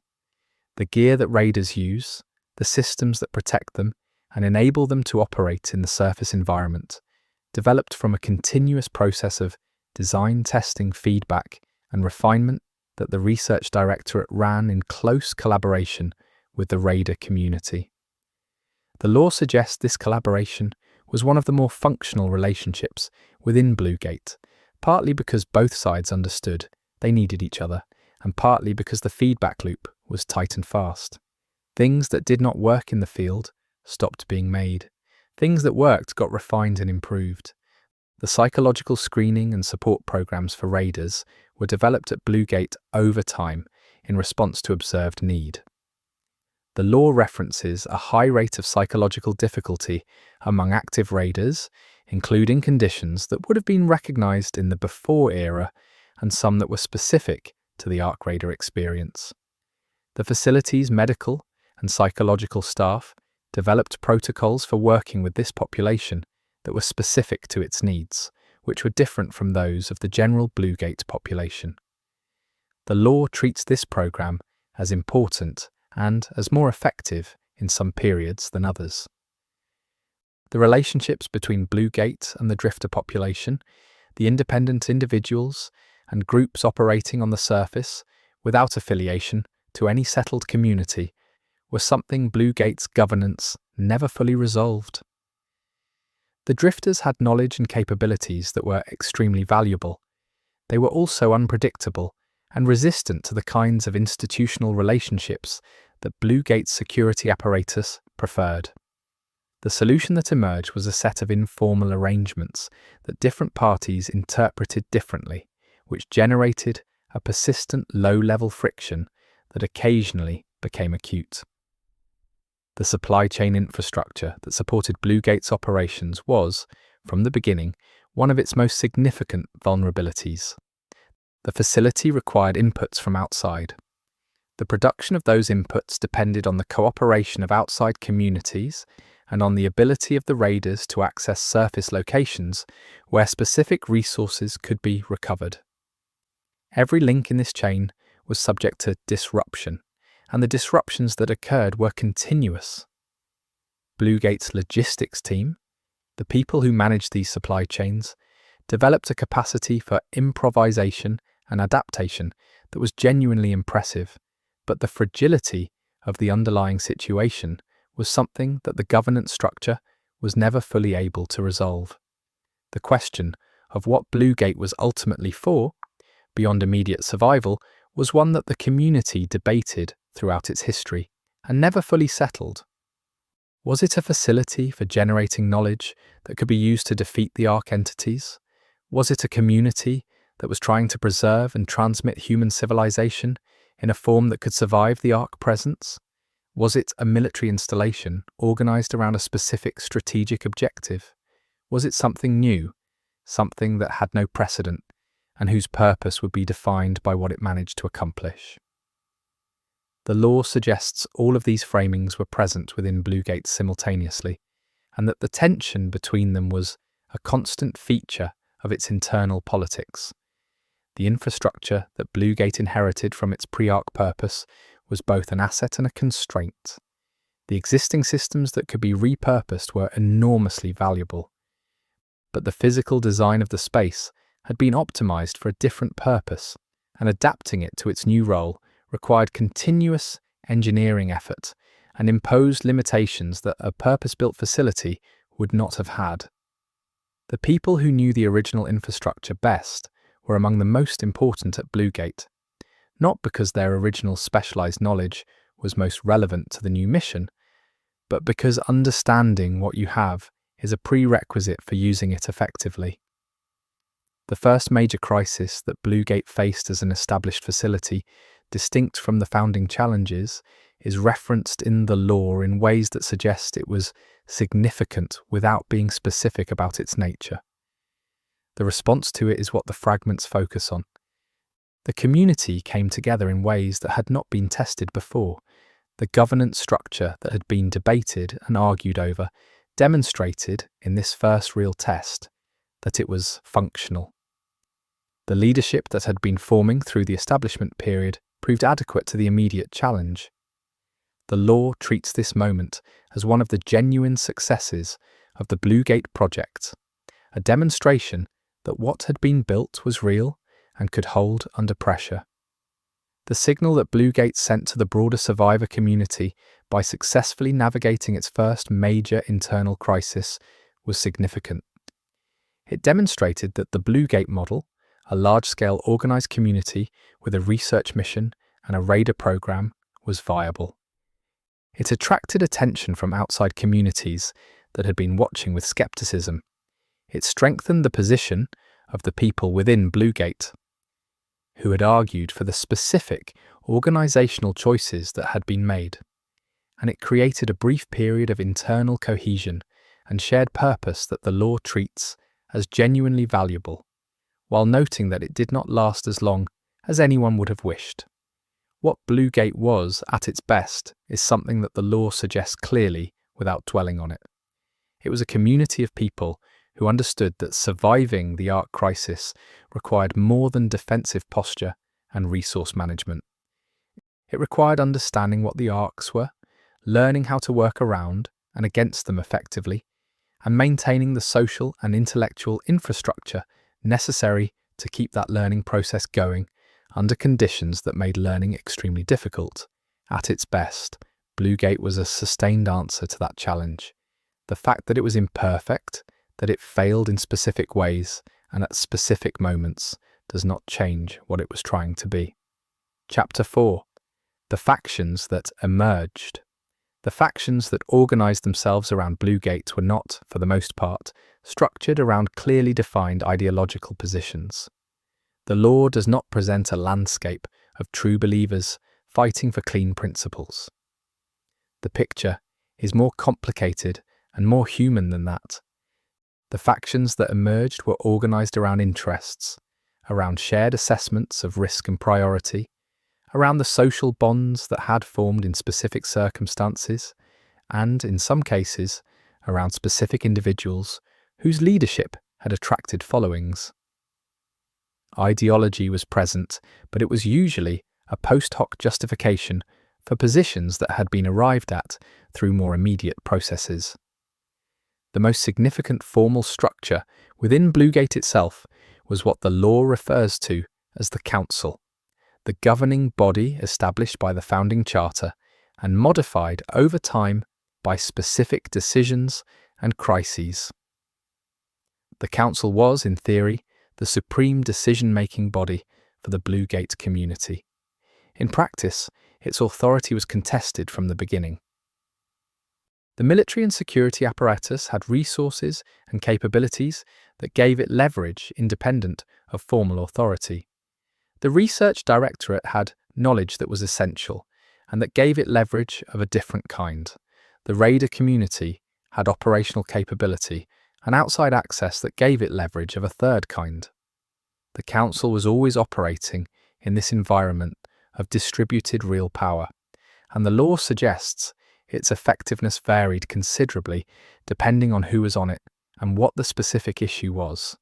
The military and security faction within Bluegate is the one the law documents with the most internal complexity. It was not monolithic. Different components of the security apparatus had different cultures, different histories, and different assessments of priority. The people responsible for internal Bluegate security had a different orientation from those responsible for surface threat assessment and response. The people responsible for raider security coordination had yet another perspective. The formal command structure unified these people organisationally, but did not resolve their substantive disagreements. The Research Directorate faction was organised, as one might expect, around disciplinary lines within science and engineering. The physical scientists had their perspective. The behavioural analysts had their perspective. The engineers who built and maintained systems had their perspective. The communication analysts had their perspective. These groups collaborated when they needed to and competed when they needed to, and the law suggests the balance between collaboration and competition shifted over time in response to specific events and specific personalities. The Directorate produced remarkable work under extraordinary conditions, and it also produced internal conflicts that wasted resources and delayed important findings. The raider community's faction-like character was from the beginning more informal than the council or the directorate. There was no organisational structure that formally unified the raiders or gave them a collective voice in governance, but the shared experience of operating on the surface, the shared culture of the raider role, the shared understanding of what the surface was like and what it cost to work there, created a genuine community with shared perspectives and shared interests. The law suggests the raiders had consistent positions on certain important questions, about resource allocation for their operations, about the authority of surface commanders, about the acceptable risk calculus for missions, and that they express those positions with varying effectiveness at different points in Bluegate's history. The support worker community, the people who maintained the facilities systems, who managed food production, who handled logistics and supply, who kept Bluegate physically operational, is a faction that the law treats with genuine attention. These people were not glamorous. They were not doing the work that got featured in the narrative of Bluegate's heroic struggle. But they were doing work without which the heroic struggle would have been impossible, and they were aware of this, and the law reflects their awareness. The support worker community had consistent complaints about recognition and resource allocation, and the law treats these complaints as legitimate rather than as the grumblings of people who did not understand the bigger picture. Outside the physical boundaries of Bluegate, the major factions in the survivor landscape were more diverse and less formally organised. The law references several significant outside communities, each with its own character and its own relationship to Bluegate. There were communities that had effectively affiliated with Bluegate, that recognised its authority, that contributed resources and personnel in exchange for protection and support.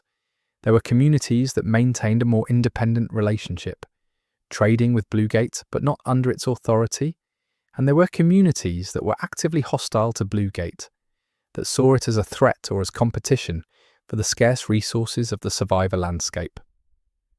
The drifters are a category of actor in the Ark Raiders lore that deserves specific attention. These are individuals and small groups who operated in the surface environment more or less independently, not affiliated with any settlement or organisation, surviving through a combination of skill, knowledge, luck, and willingness to take risks that more settled people would not. The drifters occupied an interesting position in the lore landscape. They had knowledge of the surface that nobody else had. They had social networks that crossed factional lines in ways that nothing else did. And they had a perspective on the Ark entities that was different from the institutional one because they had been living alongside them for longer and in closer proximity. The relationship between Bluegate and the Drifters was, in the law's presentation, a complicated one. Bluegate needed the information that Drifters had. Drifters sometimes needed things that Bluegate could provide. But the cultural gap between the institutional world of Bluegate and the radically independent world of the Drifters was significant. The law suggests that the individuals who were best positioned to bridge this gap were specific raiders who had the surface experience to be credible to Drifters and the institutional connections to be useful as intermediaries. A third significant category in the outside survivor landscape is what the law refers to in various fragments as the independent settlements. These were communities that had established themselves in defensible locations with adequate resources that were functional and self-sustaining to varying degrees, and that had not affiliated with Bluegate, but also had not become hostile to it. The politics of these communities varied enormously. Some were democratic in character, some were effectively run by whoever had the most resources or the most capable security force. Some were organized around specific skills or knowledge that made them valuable trading partners for multiple parties. The factional dynamic that the law treats with the most narrative weight is the one between the Research Directorate and the military security apparatus inside Bluegate. This is presented across multiple fragments as a sustained and significant conflict about fundamental priorities. The Research Directorate's position, broadly, was that understanding the ARC entities was the highest priority and that resources and operational latitude should be organized around that goal. The military security apparatus's position, broadly, was that survival was the highest priority and that understanding the ARCs was valuable only insofar as it contributed to immediate operational effectiveness. Both positions were reasonable. The disagreement was real and substantive, not merely political, and the way it played out had consequences for what Bluegate accomplished and what it failed to accomplish. The tension between these two factions shaped the Raider program significantly. Raiders served both factional interests, but in different ways. For the Research Directorate, Raiders were essential because they brought back surface data, ARC entity materials, and direct observations that were the raw material of the research program. For the military security apparatus, Raiders were essential because they were the facility's forward presence in the surface environment, providing early warning of ARC entity movements and conducting specific operations in support of security objectives. When these two uses of the Raider resource were aligned, everything worked well. When they were in conflict, which they sometimes were, the Raiders were in the middle of a political fight that they had limited capacity to influence. The law references several specific crisis points in the factional history of Bluegate that are worth tracing. One of the earliest documented significant conflicts was about the disposition of ARC entity materials recovered by Raiders. The Research Directorate wanted priority access to these materials for analysis. The Engineering Division wanted access to understand potential applications. The security apparatus wanted the materials evaluated for threat implications. The logistics function wanted them catalogued and stored until there was a clear plan. These competing claims required governance resolution, and the resolution that was reached was one that different parties interpreted differently, setting up a recurring argument about authority over recovered materials that ran through much of Bluegate's operational history. A second significant factional conflict documented in the law concerned outside communications. The question of how much information Bluegate should share with outside communities and through what channels and under what conditions was contested throughout the facility's history. The Research Directorate generally favoured more sharing on the grounds that outside knowledge would feed back into Bluegate's understanding and that maintaining trust with outside communities was strategically important. The security apparatus generally favoured less sharing, on the grounds that information about Bluegate's capabilities and vulnerabilities was a strategic asset that should not be distributed carelessly. The Council mediated these disputes with varying effectiveness. A third major factional axis in the Bluegate law concerns the question of who gets in. As Bluegate's resources became more constrained and its importance more clear, the question of who was allowed access to the facility and under what conditions became intensely political. Different factions had different positions, organised partly around immediate practical concerns and partly around deeper questions about what kind of community Bluegate was supposed to be. The security apparatus favoured strict control based on security assessment. The medical community favoured humanitarian criteria. The research directorate favoured technical skills. The support worker community favoured whatever criteria would produce the people needed to maintain the facility. The Council's resolution of this issue evolved over time and was never stable. Outside Bluegate, the factional landscape was even more complex.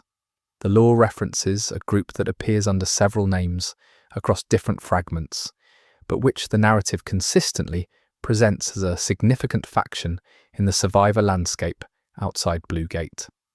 This group is characterized by a specific set of beliefs about the Ark entities and about the appropriate human response to them. Without being too definitive about their exact position, since the law is deliberately ambiguous on some of this, their assessment appears to be that the conventional resistance approach focused on fighting the Ark entities through conventional means while maintaining defensible survivor settlements is not going to produce a sustainable outcome. They are interested in something different. What that something different is, the law treats with deliberate obscurity. The fragments that reference this faction are scattered and contradictory in some of their details. One possible reading is that they are pursuing some form of communication or accommodation with the Ark entities. Another possible reading is that they are pursuing a technological solution that differs significantly from the approach Bluegate's research directorate has taken. A third possible reading is that they are pursuing a goal that is not primarily about addressing the Ark threat at all, but about positioning themselves advantageously in whatever survivor civilization comes out the other side of this crisis. The law leaves these interpretations deliberately open. The relationship between the major outside factions and the raider community was significant and complicated. Raiders operated in the outside environment and had relationships with outside communities that predated or operated independently of Bluegate's institutional relationships. The law suggests that raiders sometimes served as informal diplomats or information conduits between Bluegate and outside factions, a role that the security apparatus was not entirely comfortable with.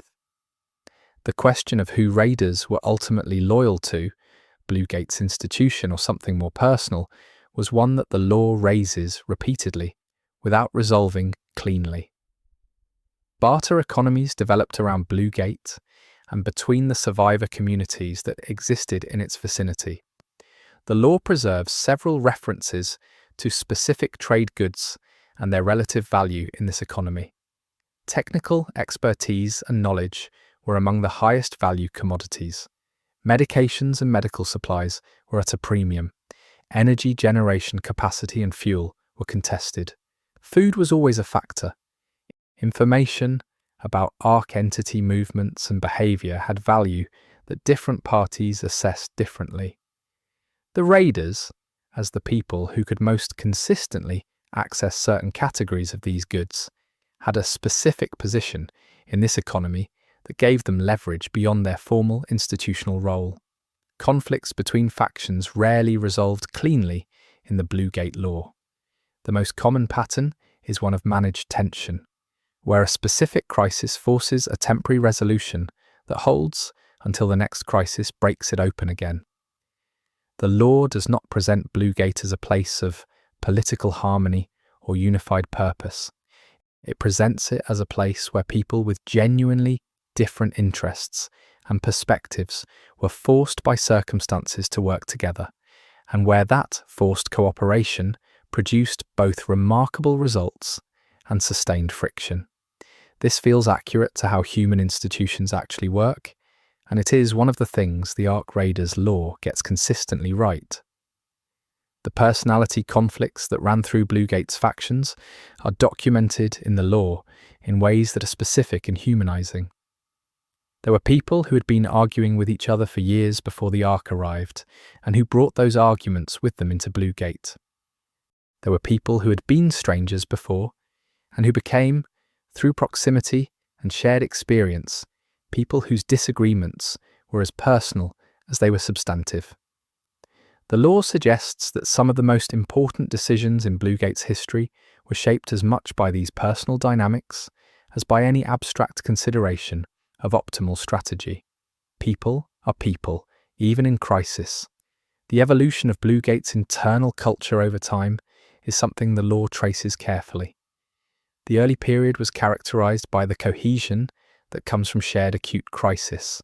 People worked together because they had to, because the alternative was clearly worse. As the acute phase gave way to something more like chronic crisis, the cohesion became harder to maintain. The shared purpose that had unified people at the beginning started to fracture along the factional lines that had always been there underneath. Managing this cultural transition was one of the most significant governance challenges Bluegate faced, and the lore suggests the management was not entirely successful. The outside communities that were most effectively allied with Bluegate had specific characteristics that the lore documents across several fragments. They were communities where the leadership had a clear and realistic understanding of the Ark threat and of Bluegate's role in addressing it.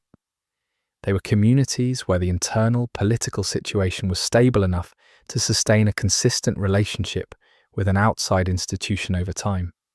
And they were communities that had something specific to offer Bluegate that Bluegate genuinely needed, which kept the relationship from becoming purely extractive in either direction.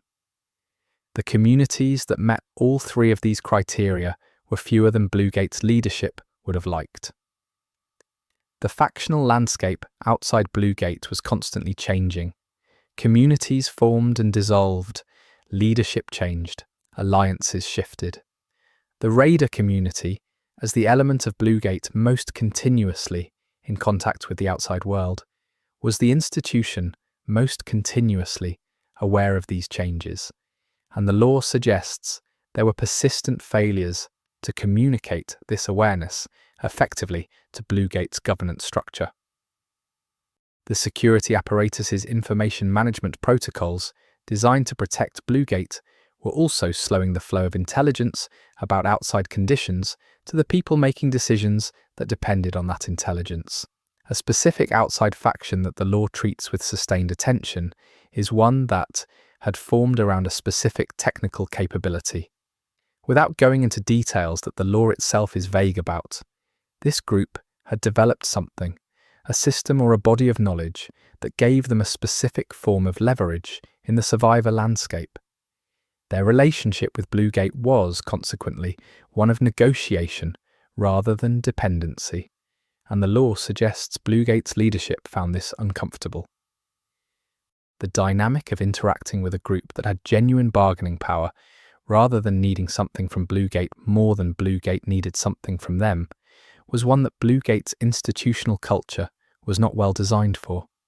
The long-term evolution of the factional landscape is something the lore hints at rather than fully documenting. The picture that emerges from the accumulation of fragments is one of a gradually changing balance in which the original factional structure of the Bluegate era was being replaced by something new. The specific character of what that something new is, how it is organized, what its priorities are, what it represents as a development from the Bluegate model, is the open question that the current period of Ark Raiders is engaged with. The factions of the Bluegate era are the parents of whatever comes next, for better and worse. The most important thing the factional history of Bluegate suggests about human behavior in crisis is something simple. The tendency to organize around specific interests and specific relationships does not go away under existential pressure. If anything, it intensifies because the stakes of getting resource allocation and priority setting wrong are higher. The communities and institutions that manage this tendency most effectively, that found ways to maintain enough shared purpose to keep the essential functions working while accommodating the legitimate differences between constituent groups, were the ones that survived and accomplished things. Bluegate's record on this front is, as documented throughout this chapter, mixed, but the fact that it maintained enough coherence to do what it did is itself significant. The factional dynamics documented in the Bluegate lore are not unique to Bluegate. They are recognizable patterns of human collective behavior under resource scarcity and external threat. What makes them worth studying carefully in the Ark Raiders context is the specific outcome. The way these dynamics played out at Bluegate, the specific compromises made and not made, the specific information shared and withheld, the specific priorities chosen and rejected, had consequences that the raiders exploring the ruins of that history are still dealing with. Understanding why things happened the way they did is not just academic interest, it is the foundation for understanding what the present situation actually is. Chapter 5. Inside Bluegate, the people who ran it. The individuals who ran Bluegate at its various leadership levels are not named in most of the lore fragments that have been identified so far. The game's storytelling tends to be environmental rather than character-driven in a conventional narrative sense, but the evidence that exists points towards certain types of people occupying the key roles, and understanding those types tells you something about the decisions that were made and why. The person or people who occupied the apex of Bluegate's command structure in its early period appear, from the fragments, to have had a specific kind of background. There are references that suggest military experience combined with substantial exposure to the scientific and engineering communities that formed the research directorate. This combination, authority, credibility, with the security apparatus combined with enough technical understanding to communicate meaningfully with the researchers, seems to have been a deliberate criterion for the top leadership role. Whether it was sufficient to the demands of the position is something the lore treats with characteristic ambiguity. The head of the research directorate is a figure referenced more consistently in the lore fragments than most other Bluegate leadership. Without definitive identification, the picture that emerges is of a person whose scientific credentials were unquestionable and whose interpersonal skills were a more complex matter. The research directorate under this leadership was extraordinarily productive in certain specific areas and notably blind in others. The blindness, when it manifested, tended to be organized around assumptions that were baked into the research program's founding design. The things that the directorate was not looking for, it tended not to find. The security commander is a figure whose presence in the lore is felt more through effects than direct reference. The security culture at Bluegate, the specific character of its suspicion and its protocols, bears marks that suggest a specific type of personality and history. There are fragments that point towards someone with deep experience in what, in the before era, would have been called intelligence work, rather than conventional military command. The approach to security that resulted was comprehensive, methodical, and not always compatible with the kind of open information exchange that the research directorate needed to function optimally. The people who led the raider community did not, for most of Bluegate's history, have formal leadership roles. The raider community's internal hierarchy was based on experience and demonstrated capability rather than institutional appointment. The lore points towards specific figures who functioned as de facto leaders of the raider community, who represented its interests in interactions with Bluegate's formal governance, who resolved internal disputes, who mentored new raiders. These people were not commanders in the conventional sense. They were more like the kind of authority figures that form in communities organized around dangerous craft skills. The relationship between these informal raider leaders and Bluegate's formal governance is one of the more interesting aspects of the law. The formal structure needed to maintain the fiction that raiders were under institutional authority. The raider leadership needed to maintain the reality of operational autonomy that made the work survivable. The compromise that emerged was a specific kind of structured ambiguity, where formal authority was acknowledged in contexts where it mattered symbolically and quietly, set aside in contexts where it would interfere with function. Both sides understood the arrangement, neither discussed it explicitly. The engineers and technical specialists who maintained Bluegate's physical systems occupy a crucial but understated role in the law. These were the people who kept the facility operational, who solved the daily practical problems that threatened to turn theoretical crisis into immediate disaster. The law references a culture within this group that was intensely practical and somewhat contemptuous of theoretical work that did not produce operational results. This friction with the more academically oriented research directorate was a persistent feature of Bluegate's internal landscape. Medical leadership at Bluegate faced a specific challenge documented in the law. The medical community was responsible for the health of a population under sustained extreme stress, operating with constrained resources in conditions that produced health challenges that had no precedent in medical training. The leadership of this community was required to be simultaneously technically competent at an unusual level, politically skilled enough to maintain the resource allocations the medical function required, and emotionally resilient enough to function in a role that involved continuous exposure to human suffering without adequate means to address it. The law treats the people who did this work with evident respect. The psychologists and mental health practitioners at Bluegate have a specific place in the law that is worth noting. In the before era, mental health professions had a complicated relationship with power structures. They could observe, document, and treat, but their observations did not typically feed into operational decision-making in military or governmental contexts. At Bluegate, the situation was different. The psychological health of the population was directly operational. A community that was psychologically breaking down could not perform its functions. The mental health practitioners who understood this reality and who could speak the language of operational need had more institutional influence than their numbers would suggest.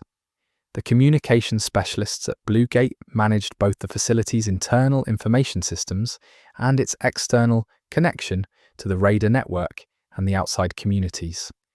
This role gave them access to information that flowed through the facility in ways that even leadership did not always see. The law suggests this created a kind of informal influence that was significant and somewhat opaque to the formal governance structure. The people who controlled the communications infrastructure knew what was being said across the facility's various networks. That knowledge was, inevitably, a form of power.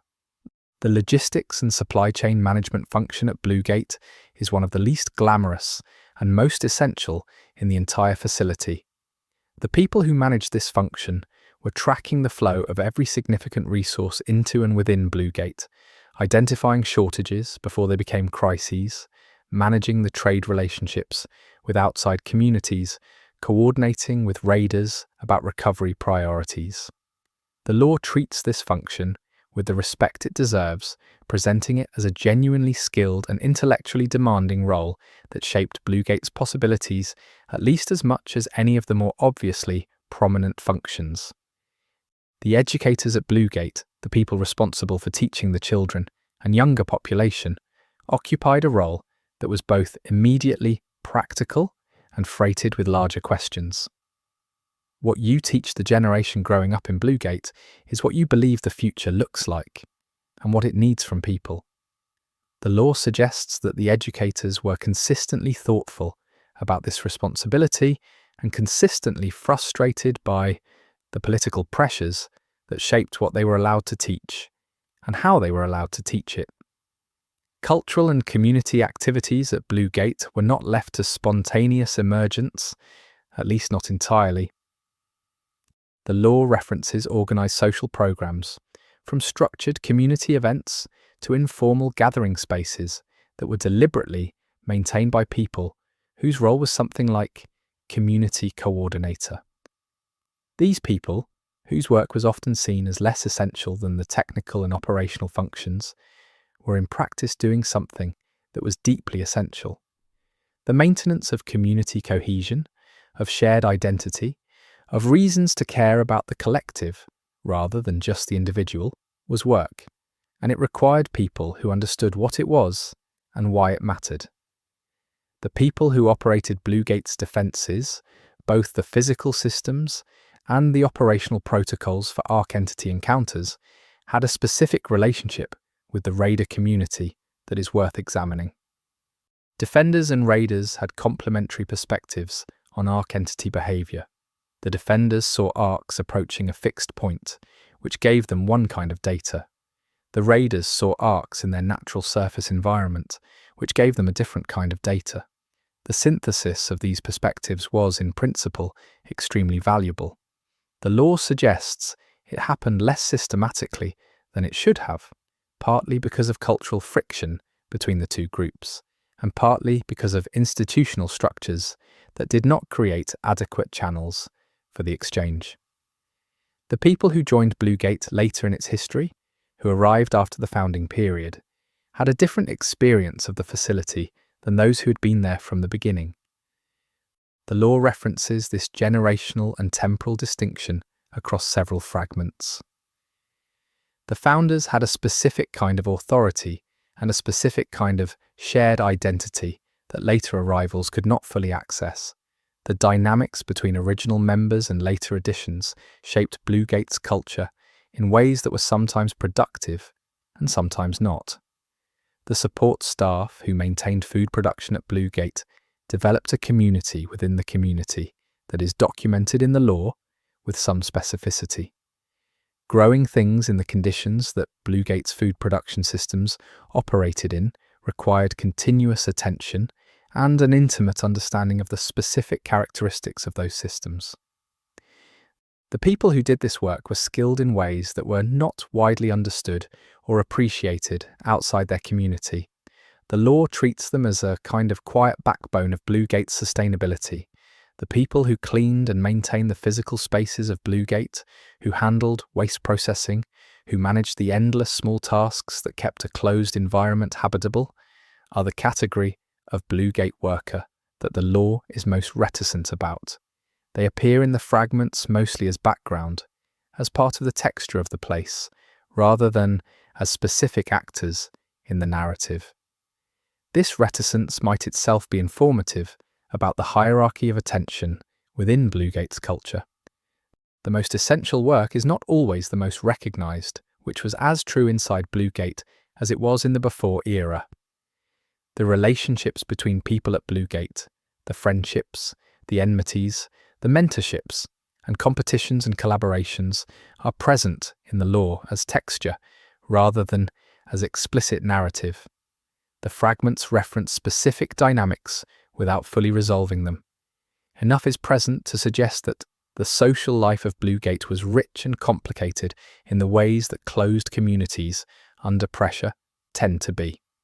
The density of human relationship in a constrained environment where you cannot easily avoid the people you are in conflict with and cannot easily replace the people you depend on, produces a specific social temperature that the law captures accurately. The people who left Bluegate, either by choice or under compulsion, carry their own thread in the law. Not everyone who arrived stayed. Not everyone who stayed was allowed to remain. The reasons for departures ranged from voluntary pursuit of other opportunities in the outside world to forced removal for behaviour that the community could not tolerate. The people who left took knowledge about Bluegate with them, which was a security concern, and they took their stories about it with them, which shaped the reputation Bluegate had in the outside survivor communities. The question of how authority was transferred at Bluegate, how leadership succession was managed, is one the law addresses through its documentation of specific transitions. The governance structure had formal mechanisms for succession, but the law suggests those mechanisms were not always the primary factor in how actual power transferred. The informal authority structures that ran parallel to the formal ones had their own succession dynamics, and the interactions between formal and informal succession were not always smooth. There are fragments suggesting that at least one major leadership transition at Bluegate was significantly messier than the official record acknowledges. The people who were most influential in shaping Bluegate's culture, its values, its identity as a community, were not always the people with the most formal authority. The law consistently points towards specific individuals whose influence operated through personal credibility, through the quality of their judgment as demonstrated over time, through relationships of trust that they had built across factional lines. These figures were not always popular. Sometimes the person whose judgment was most respected was also the person who said the most uncomfortable things. But the capacity to say uncomfortable true things and be heard is a rare resource in any community, and Bluegate's history suggests it was as rare there as anywhere. The youngest adults at Bluegate, people who had come of age within the facility or in the survivor communities immediately surrounding it, had a specific set of qualities that the law documents with interest. They had grown up knowing nothing other than the Ark world. They had not lost anything in the way that the founding generation had lost everything. They had never had a different baseline against which to measure their current situation. This gave them a specific kind of psychological resilience. It also gave them a specific kind of limitation. The things they knew thoroughly.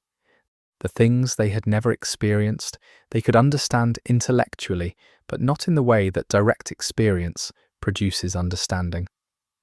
The question of who was in charge of Bluegate at the most critical moments in its history is one that the law treats with deliberate ambiguity. The formal answer, the person occupying the apex of the command structure, is never quite as simple as the formal answer suggests. Real authority at critical moments flowed toward the people who had relevant knowledge, relevant relationships, and relevant credibility to the specific situation. The formal structure shaped who those people were, but it did not determine it completely. The law preserves accounts of moments when the formally authorized decision-maker deferred to someone else's judgment because the situation demanded it, which is both admirable and complicated. The culture of Bluegate around failure is documented in the law in ways that feel specific and observed. A community under sustained existential threat has complicated feelings about failure. Failure is often fatal. Failure must be understood and avoided. But the culture of a community that cannot tolerate failure becomes a culture where failure is hidden rather than addressed, which is more dangerous in the long run than a culture that can acknowledge and learn from failure. Bluegate's record on this dimension was, the law suggests, mixed. Some functions had genuinely good failure processing cultures, others did not. The people who ran Bluegate's supply operations, the ones responsible for the logistics of getting resources from the surface into the facility and distributing them within it, developed a specific expertise in improvisation that the law treats as one of Bluegate's genuine distinguishing capabilities. The conditions under which they operated required constant adaptation, constant problem solving, constant recalibration of what was possible given what was available. The culture of the supply operations team was, by the accounts in the law, one of the most practically innovative in all of Bluegate. They had to be. Their problems did not have textbook solutions. The interpersonal dynamics between the research directorate and the raider community represent one of the more interesting cultural gaps in Bluegate's internal landscape. The researchers needed what the raiders brought back. The raiders needed what the researchers designed. But the two communities had very different cultures, very different languages for describing problems, and very different relationships to risk. The researchers approached risk abstractly, as a factor in analysis. The raiders approached it concretely, as something they lived with every time they went out. Bridging that gap required specific people with specific skills, and the law suggests those people were rare and valuable. The administrators who managed Bluegate's day-to-day operations, the people who kept the schedules and maintained the records and managed the allocation processes and resolved the small disputes before they became large ones, are a group the law treats as important in an understated way. They were not making the big decisions, but they were managing the environment in which the big decisions were made, and that management shaped what was possible in ways that are easy to underestimate. The quality of Bluegate's administrative function varied over its operational history, and the variations had real effects on the facility's overall performance. The story of the people who ran Bluegate is ultimately the story of what it looks like when a diverse group of humans, carrying all their individual histories and all their specific capacities and limitations, try to build something adequate to an unprecedented challenge. They did remarkable things. They also made significant mistakes. They sustained a community through conditions that should not have sustained it. They also created internal dynamics that made the community more fragile than it needed to be. The law treats all of this with honesty and with the understanding that the humans involved were not exceptional in their humanity, only in their circumstances. Chapter 6. The Raiders and their role. The Raiders are the player-facing lens through which Arc Raiders tells most of its story, which means the lore about them is more dense and more specific than the lore about almost any other element of the game's world. But the picture the fragments collectively build is more complicated than the gameplay role might suggest. Raiders are not simply action heroes venturing into the danger zone. The lore presents them as a community with a specific and conflicted history, a specific and complicated relationship with Bluegate's institutions, and a specific and honest understanding of what they're doing and what it costs. The baseline profile of a successful raider, as the lore constructs it through accumulated fragments, is worth establishing carefully. Physical capability is important, but it is not the primary factor. The lore consistently points towards situational awareness, judgment under pressure, and the ability to manage uncertainty as the more determinative qualities. Raiders who relied primarily on physical capability tended to have shorter careers than those who relied on observation and decision-making. The surface environment rewarded people who noticed things and processed them quickly over people who were simply strong or fast or willing. The training that Bluegate developed for raiders evolved considerably over the facility's operational history. In the early period, there was not really a training program in any systematic sense. People learned through experience, which meant they learned through survival, or they did not survive to learn. As the raider community matured and as Bluegate's institutional investment in it grew, more systematic preparation developed. But the lore suggests that experienced raiders were consistently skeptical of training that was not rooted in direct surface experience, and that some of the most important knowledge about operating on the surface was transmitted informally, person to person, outside of any institutional program. The equipment available to raiders was a product of the ongoing collaboration between the raider community and Bluegate's engineering and manufacturing capacity. The lore references this developmental process in ways that make clear it was continuous rather than static. New threats from the Arc entities required new responses. New surface environments required new adaptations. The feedback loop between raiders using equipment in the field and engineers modifying it based on that feedback was one of the most efficient processes in Bluegate's operation. It worked because both sides needed it to work and because the feedback was direct and concrete. The specific gear that raiders use in Arc Raiders, the suits, the weapons, the support tools, each carries lore in its design and description that tells you something about the process that produced it. The choices reflect specific priorities. Protection against electromagnetic disruption is a recurring theme. The ability to operate with reduced energy signature is emphasized. Modularity, the ability to modify and repair in the field, is prioritized over elegance or optimization for any single configuration. This reflects a community that learned from failure what it actually needed, rather than designing from theoretical principles. The psychological demands of raider work are documented in the lore in ways that are specific and not romantically inflated. Spending significant time in the surface environment, where Arc entities are present, where human systems are disrupted and decayed, where the evidence of what was lost is everywhere, takes a specific toll. The lore references the particular form of psychological stress this creates, different from conventional combat stress in some ways, because the environment itself is experienced as hostile in a way that goes beyond the immediate threat of Arc entity encounter. The ruins are the ruins of a world that raiders remember, or that their cultural inheritance has taught them to mourn, and moving through them is not emotionally neutral. The raider community's relationship with death is one of the aspects of their culture that the lore documents most carefully. People in this community died regularly.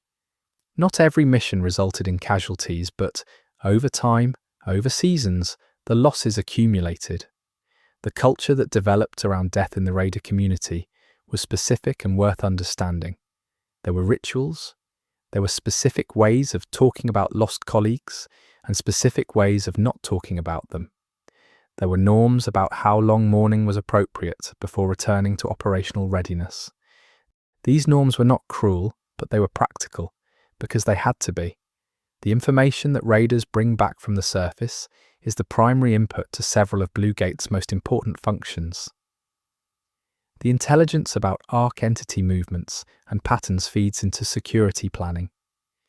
The Arc entity materials feed into the research program.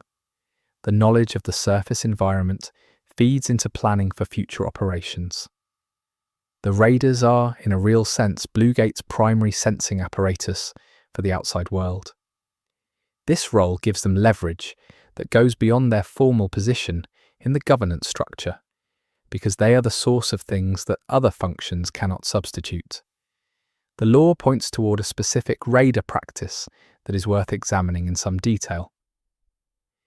Experienced raiders developed methods of reading Arc entity behavior in ways that allowed them to operate in the surface environment more safely than a purely reactive approach would permit. They learned to recognize patterns in Arc entity movement, to understand the difference between an Arc entity that was aware of their presence and one that was not, to predict with some reliability where Arc entities would be at specific times. This knowledge was extraordinarily valuable and not particularly transmissible through formal training. It was the kind of knowing that comes from sustained high-stakes attention to a specific subject. The moral landscape that raiders operated in was not clean or simple. Getting resources from the surface meant encountering situations where other humans might be competing for those same resources. The lore does not present raiders as uniformly noble in how they handled these encounters. The accounts preserved suggest a range of behavior, from cooperation and mutual support to conflict.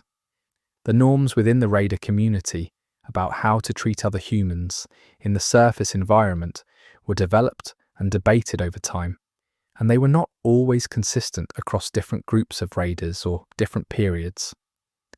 The outside communities that raiders interacted with regularly developed specific relationships with specific raiders based on personal familiarity and demonstrated trustworthiness.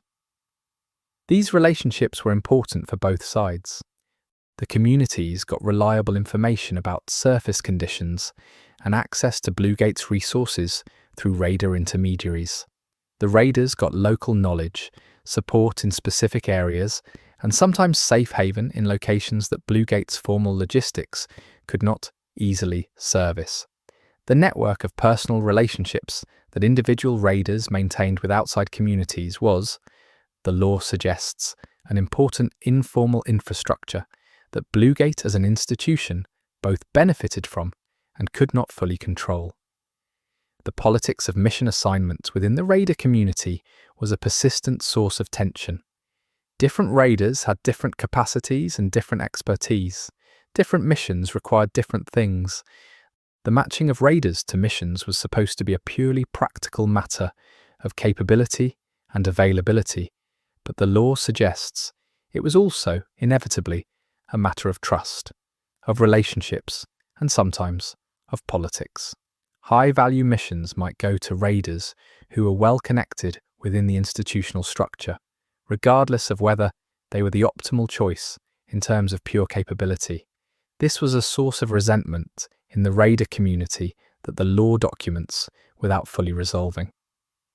The information that raiders were allowed to know about Bluegate's situation, about its resource levels, about the research program's progress, about the governance debates underway, was managed by the security apparatus in ways that the raider community found frustrating.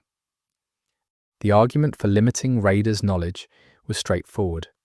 Raiders were sometimes captured by ARC entities, and whatever they knew could potentially be accessed. Whether ARC entities could actually extract knowledge from captured raiders in any meaningful sense is something the law treats ambiguously. But the security argument was sufficient to maintain information limits that raiders found inconsistent with the trust relationship they felt they deserved.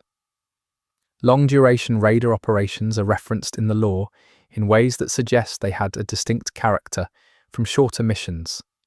A raider who was in the field for an extended period, weeks or longer, experienced something different from one who went out for days and returned.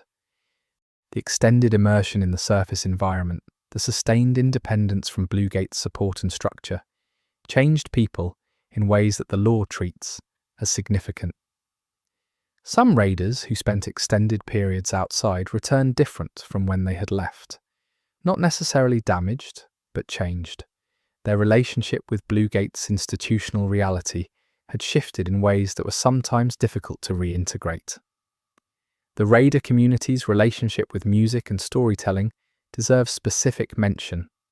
The lore fragments suggest that the oral culture of the raider community was rich in ways that the broader Bluegate culture was not.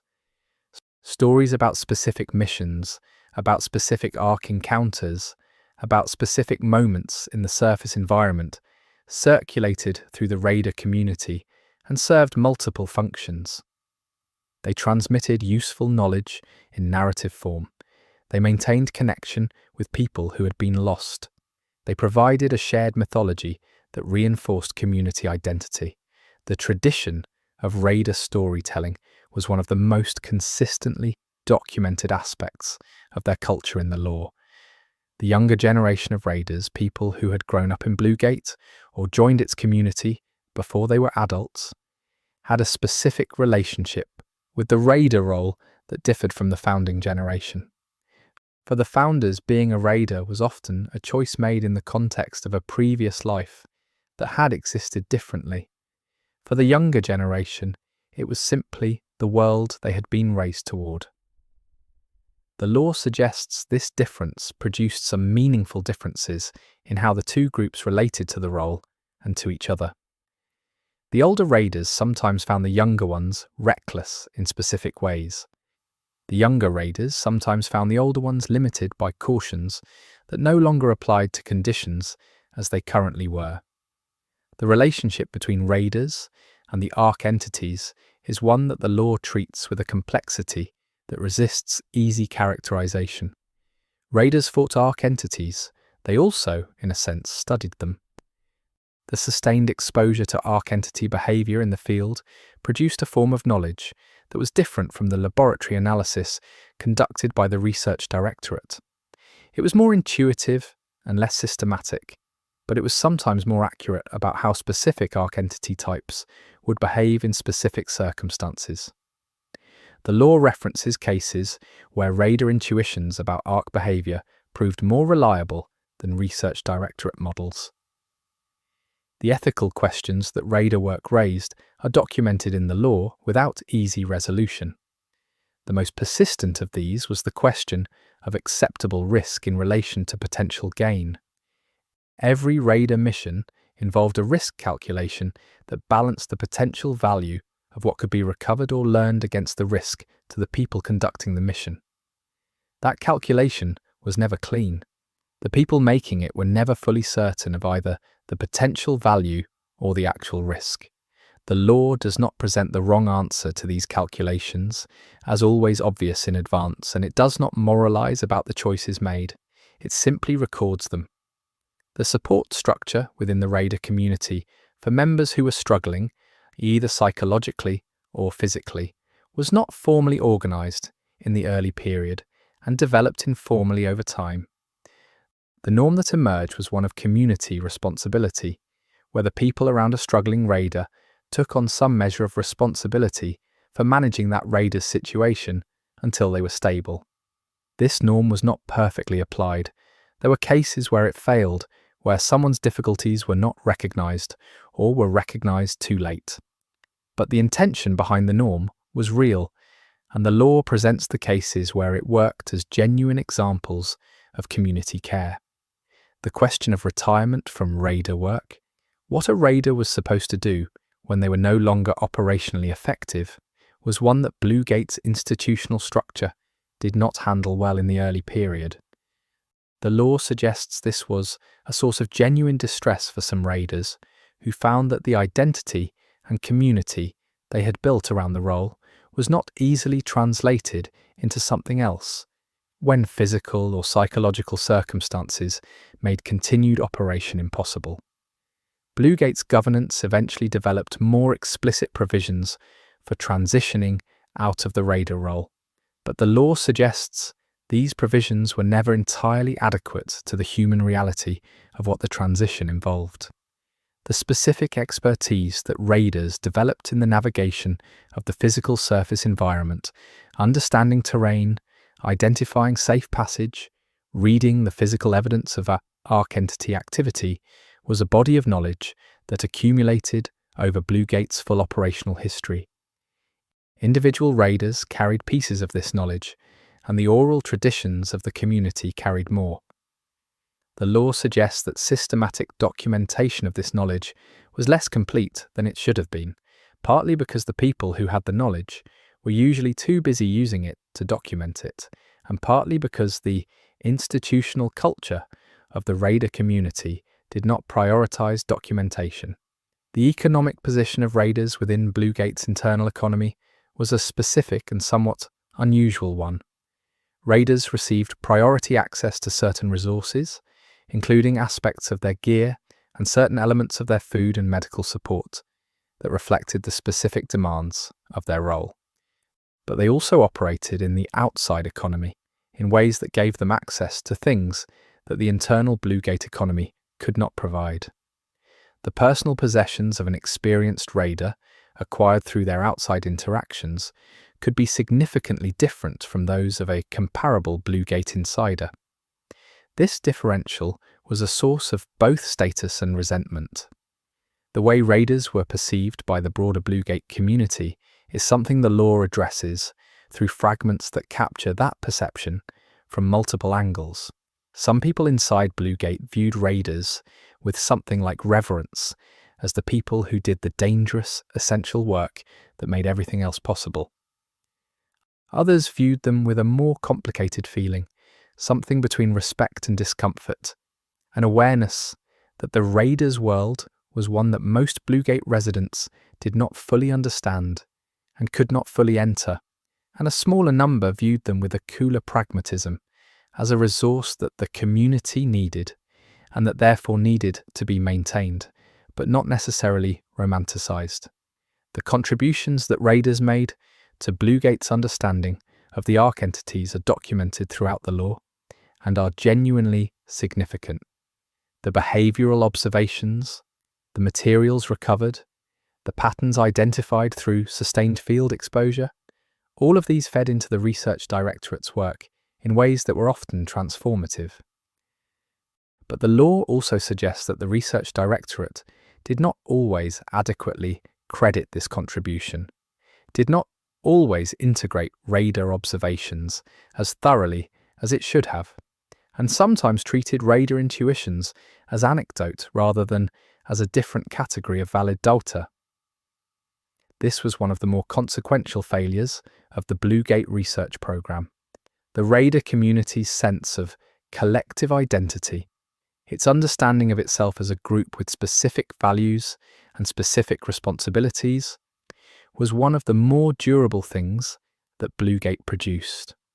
The raiders who are operating in the current period carry that identity, modified by their own experiences and the changed conditions of the present. The specific culture, the way of thinking about risk and about responsibility, and about the relationship between individual capability and collective survival, that the Bluegate raider community developed is present in the people who inherited it. It is one of the most concrete legacies of the Bluegate era. Chapter 7. The Arc Entities, Patterns and Intelligence. The question of what the arc entities actually are sits at the center of every other question in Arc Raiders lore. The game does not give a simple answer, and based on the available fragments, the evidence points toward that deliberate ambiguity being thematically significant rather than just a narrative convenience. What the arc entities are determines what the appropriate response to them is. And the most important thing the lore suggests about this question is that Bluegate got the answer wrong for a significant portion of its operational history, and that this error had consequences. The most basic description of arc entities that the lore supports is mechanical in character. They are constructed things. They are not biological, at least not in any sense that human biology would recognize. The materials of which they're made are not identical to any naturally occurring substances that human science had identified before the invasion. This last point is one that the research directorate at Bluegate found deeply significant. Materials do not emerge from nothing. The arc entities were built by something, from something, and the materials they are made of carry information about where they came from and what capabilities produced them. The physical variety within the arc entity population is significant and is documented in considerable detail in the lore. There are small autonomous units that appear to serve reconnaissance and disruption functions. There are larger units with substantial armament and armor that appear to serve assault functions. There are what the raider community refers to as heavies, enormous constructs that appear to serve either specific high-value objective functions or strategic area denial functions. And there are, in the lore fragments that address the higher end of the arc entity spectrum, references to entities of a scale and complexity that exceeds the raiders' regular operational encounters by a considerable margin. The behavioral patterns of arc entities are the subject of one of the most sustained research efforts documented in the lore. The research directorate at Bluegate devoted significant resources to behavioral pattern analysis across the full operational history of the facility. The findings of this analysis were, the lore suggests, both illuminating and frustrating. Illuminating because the patterns were real and partially predictable. Frustrating because the predictive models based on them kept encountering behaviors that the models had not anticipated, which required revision, which then encountered new unanticipated behaviors in a cycle that never quite resolved into the reliable predictive framework the researchers were hoping to achieve. The communication patterns of arc entities are one of the most contested areas of the lore. There are fragments that suggest the entities communicate with each other in ways that are consistent with coordinated behavior. There are other fragments that suggest the coordination observed is consistent with a common program directive rather than real-time communication. Distinguishing between these two possibilities is extremely difficult from behavioral observation alone, and the law preserves the debate without resolving it. One possible reading is that both things are true, that Arc entities have both a common baseline directive and real-time communication capacity. The energy systems of Arc entities are a subject of research at Bluegate that produce some of the more significant practical findings documented in the law. The research suggests that Arc entities draw on energy sources that are both internal, something like a rechargeable power system, and potentially external, some mechanism by which energy is distributed across the Arc entity population from a source or sources that have not been definitively identified. The external component, if it is real, would have enormous implications for both understanding and potentially disrupting Arc entity operations. The law suggests this was one of the most important active research questions at Bluegate. The apparent targeting priorities of Arc entities are something the radar community analysed extensively from direct observation, while the research directorate analysed the same question from behavioural pattern data.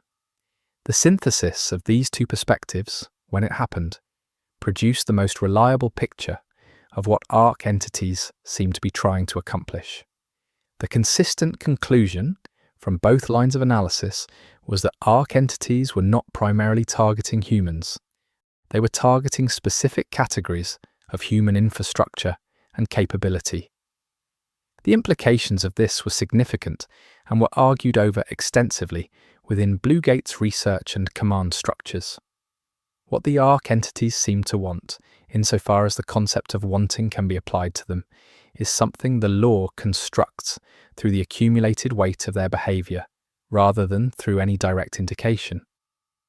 There is no Arc entity communication with humans documented in the law that would provide a direct statement of purpose or objective.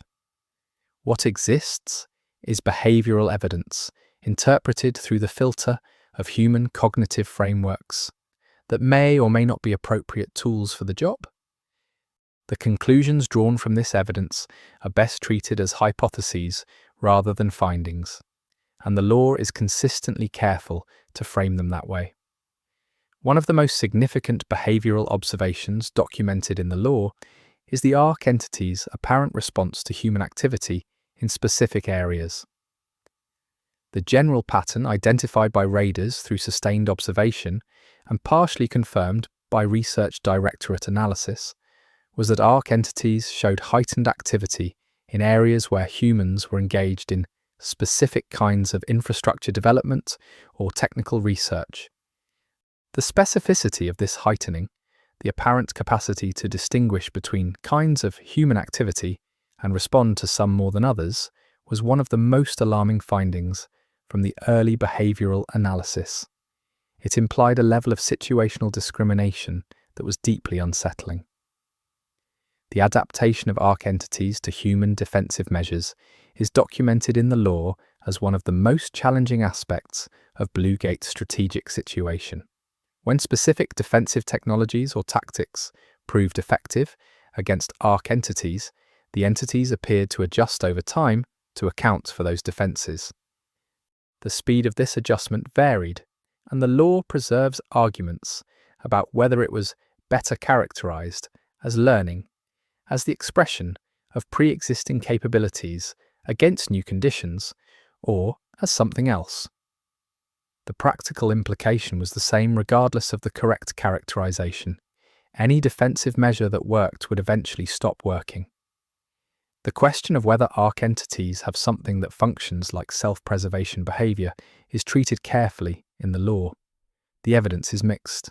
Arc entities engaged in certain operations did not appear to treat their own preservation as a priority in the way that a human combatant would. They continued operations in conditions of high damage. They did not consistently withdraw when the tactical situation was unfavourable. But in other contexts, Arc entity behaviour appeared consistent with prioritising preservation of specific units or specific capabilities.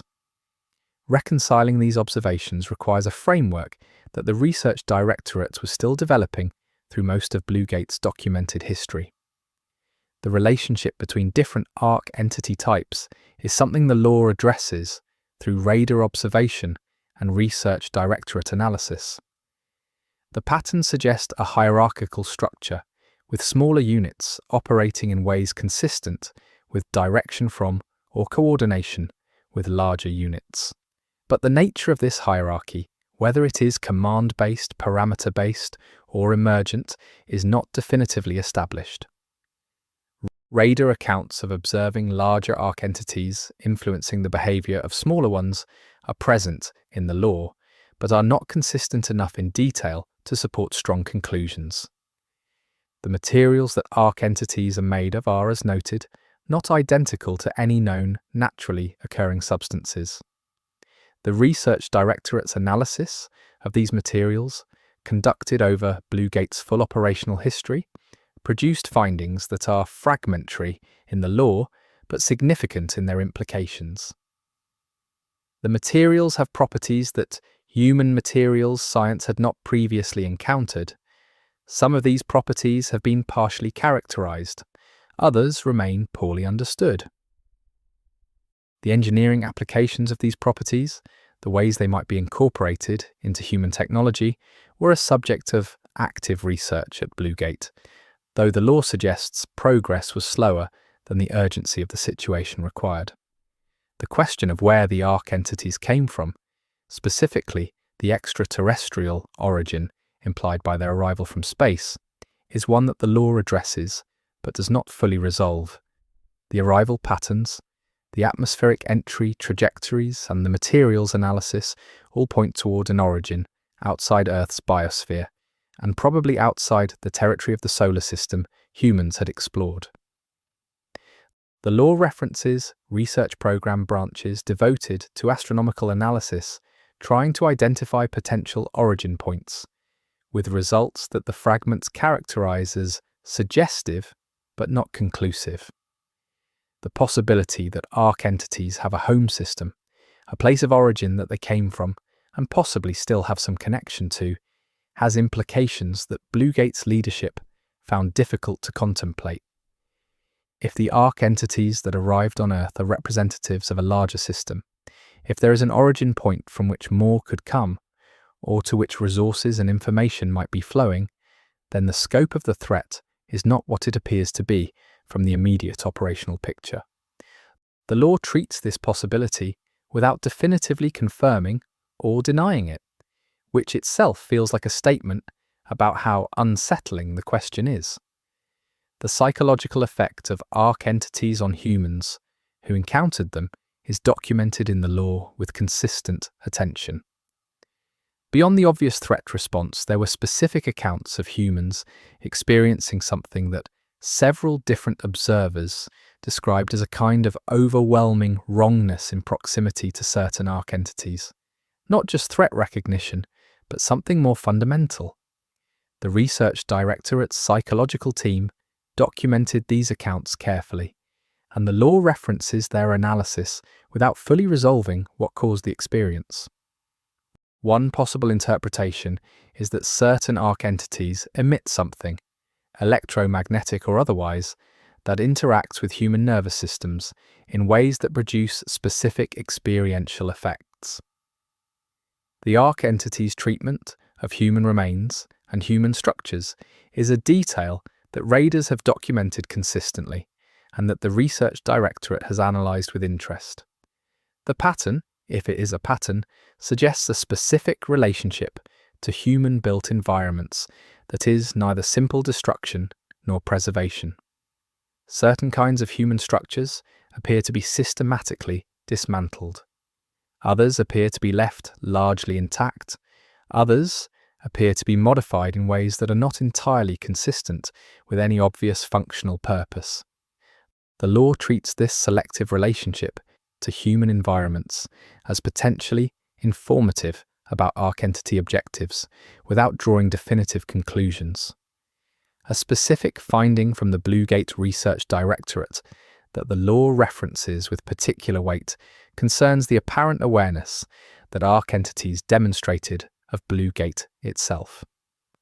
The facility had, from the beginning, been designed to minimize its electromagnetic and other signatures in ways that would make it less detectable to Arc entities. The research that identified anomalous patterns in Arc entity activity in Bluegate's vicinity was, by the law's account, one of the more alarming findings of the research program. The question of whether Arc entities had identified Bluegate as a significant target, and if so, what had led them to that identification, was one that had serious implications for everything the facility was doing. The question of whether Arc entities reproduce or are produced is one that the law addresses through behavioral and material evidence without reaching a clean conclusion. The sustained availability of Arc entities across the years of Bluegate's operation, despite significant losses in encounters with human forces, implies that the Arc entity population is being replenished by some mechanism. The law references research into this question that found suggestive evidence of Arc entities engaging in something that might be characterized as manufacturing behavior, though the nature and location of any Arc entity production capacity was not established through Bluegate's research. The most disturbing hypothesis about Arc entity intelligence that the law preserves comes from the communication analysis branch of Bluegate's research directorate. Without going into details that the law itself is careful about, this hypothesis points toward the possibility that Arc entity behavior is not simply goal-directed in the way a machine executing a programmed objective would be goal-directed. It points towards something more like adaptive strategic reasoning, the capacity to assess a situation, revise objectives in response to new information, and coordinate action in real time in response to developing conditions. If this hypothesis is correct, the implications for Bluegate's entire strategic approach were significant. The law suggests this hypothesis was not given adequate weight during the period when it was first proposed. The evidence for Arc entity learning over the full operational period is one of the more clear-cut findings that the law supports. Things that worked against Arc entities in the early period worked less well in the middle period and sometimes did not work at all in the later period. This degradation of effectiveness was not simply a matter of wear or resource depletion. It tracked with changes in Arc entity behavior that were consistent with learned adaptation.